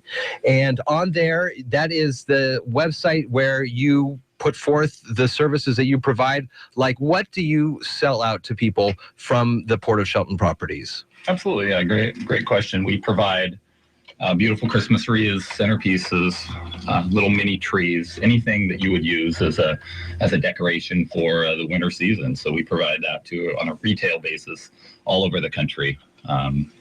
Individual boxes that go out to to customers that both private, individual customers to corporate customers. So lots and lots of. Is there a lot of business in Shelton proper? There is, on a more limited basis. Of course, we do a little, fundraising and whatnot locally and nationally. But most of our product actually is obviously produced here from the raw material, but also goes all over. 65% of our product goes to the East Coast. Oh, wow. Yeah. So what is the raw material that goes into this? Raw materials are noble fir, incense cedar, juniper, ponderosa pine cones, western red cedar. Any of the natural resources that you salal. Stuff that grows here. Stuff that grows here. Yeah. Anything that you see that's growing in the woods. Okay, so did you guys move to a larger location recently, or I'm just looking at your website? Yeah, absolutely. You're cheating, Carol. And recently, in February, we actually moved to one of the Simpson properties up at Johns Ferry, and that's where we're currently under the process of a big construction project. And so you guys do more, usually you do more than just the wreaths. You do some summer stuff or spring stuff, dahlias? Dahlias. We I've grown dahlias ever since I was little. We've done wreaths since I was a little kid, and dahlias as well. Dahlias is something that we continue to do to this day. We don't do the tubers necessarily anymore. That's something that we used to do. But in the transition, in our move, we didn't have the facility anymore to facilitate the tuber business, and so we actually sold that part off to friends of ours that are kind of a competitor, if you will, but a great group. And now we're basically focusing on summer cut flowers, dahlias, and then the winter wreaths. And are you going to grow your flowers yourself? We do. You do. Yeah. Okay. Mm-hmm. Yep. And how many employees do you guys? We have a lot. Okay. We actually not trying to put you on the spot, but no, not at all. No, I appreciate it. It's interesting. The business has grown ever since it was what was it, Than? You and I. Yeah. You and I, Marianne. Hi, Marianne, if you're out there, and Henry the Pig, back in 1999. Seriously, that's where we started. So it's sort of a garage. It essentially was a garage because Henry. Than kind of terrorized Henry, but it was nice. There was no animal cruelty. Okay. Henry was not nice. So that was back in 98, 99, and so we were doing, there were 3 of us, and now we have at least 15 full time. It varies kind of throughout the year. And this last year, what did we have? 232 at peak. 232 people at peak. And a lot of those people are starting in September. So it's a long, a good solid quarter of the year. Yeah. Quarter of the year, 3, 4, 5 month job. So if people, for next season, it's online ordering. Is that how they find you? Absolutely. That is. Yeah. You're welcome to come visit us. It's a mess right now, but come see what it looks like to expand a business and move, go from 40,000 square feet to 90,000 square feet. You're welcome to come check it out. From what to what? From 40,000 square feet when we were over at the airport with the port to our new lease, which is just under 90,000 square feet. Wow, so you guys have doubled. Yes. Yeah. Since being at the port, I was actually thinking about this the other day. Since being at the port in 2010, we've grown 5 times what we were at that point. So wow. So it's quite the challenge, I guess, if you will. But it also is a great it's been a learning experience for me, for certainly Dan as well. And the business is we're very fortunate. Is there anything else you guys want to tell us about the business, or about how somebody could move on to a other part of the port property up into Jones Prairie? Or I wanted to just say that, one, thank you both for coming here today, and I think the port is privileged to have a tenant like this. I mean, they've grown 5 times. That's enormous. Yeah. 6 years later, and that's huge. So we're privileged to have them as our tenant. We're also privileged as a community to have them in our, backyard. And really, the way economic development works is you have your company here, but you're selling out of here. You're not selling to your current, and that's even better. So, obviously people here can buy their stuff, but the market is sounds like mostly East Coast. That's fantastic. So we're just thankful that we, can have them as a tenant, and we hope it's long term and to see them grow and continue to grow. So employ people here and sell it to. Absolutely. That's a good way to do it. Keep the money here in the community. That's right. Exactly. As we grow. Absolutely. Without a doubt. Anything you want to add, Commissioner Taylor? No, we're glad to have them. This expansion project has been a trial for everyone, but it's coming to fruition. And, when I go up there, I haven't been up there in the past couple of weeks, but it's improved considerably than what I was 6 months ago when I was up there. Yeah, for sure. I mean, we have just in the last week, we have new walls that went on one side of the building. And we have a lot still to do. On the 15th, we actually have access to the second building, which we get to put together our new offices. That's another process that we look forward to. But there's still a lot of work to do. A lot of work to do, but we're looking forward to it, and we're really pleased to have them. And thanks, Dick. You guys are great tenants. one last thing, if I can throw in, it's very uncommon for a greens company to go into an old sawmill. This is kind of a anomaly, maybe, that they're going to make this work. So it's pretty cool. No. We're looking positive, right? No, it is good. It's going to work out. It's going to work great, and we really appreciate the commission and Wendy especially. She's been a big supporter of us and of our growth, and very nice to work with. So we do appreciate Wendy for sure. There are plenty of other businesses at the port that I would love to talk more and more about. This is Lynch Creek Farms, and we're talking with Andy and Nathaniel and Dick and Wendy as well for our Port of Call segments. It's weekly here on iFIBER ONE News Radio. Good to see you guys. Thanks for coming in. That's some great news. Major expansion happening up on port property. We'll take a quick break here. When we come back, we're going to start wrapping things up here on this Wednesday morning here on Daybreak.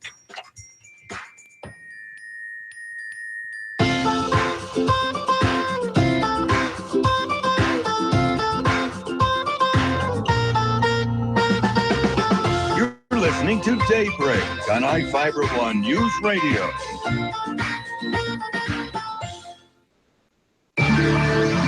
The brilliant constellations of winter are about to disappear. We have all the sky-watching highlights of May today from the Old Farmer's Almanac. With more practical tips and useful advice, this is the Old Farmer's Almanac Radio Report for Wednesday, May 4th, the 125th day of the year. Audrey Hepburn was born on this day, and Margaret Thatcher became Britain's first woman prime minister in 1979.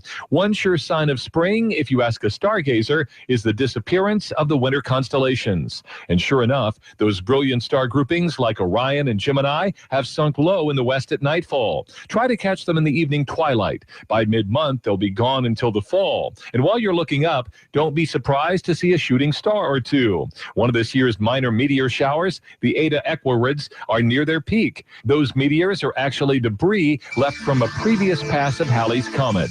That's the Old Farmer's Almanac Radio Report. Find more stargazing tips at almanac.com. iFIBER ONE News Radio, 1030 KMAS and FM 103.3 presents Daybreak.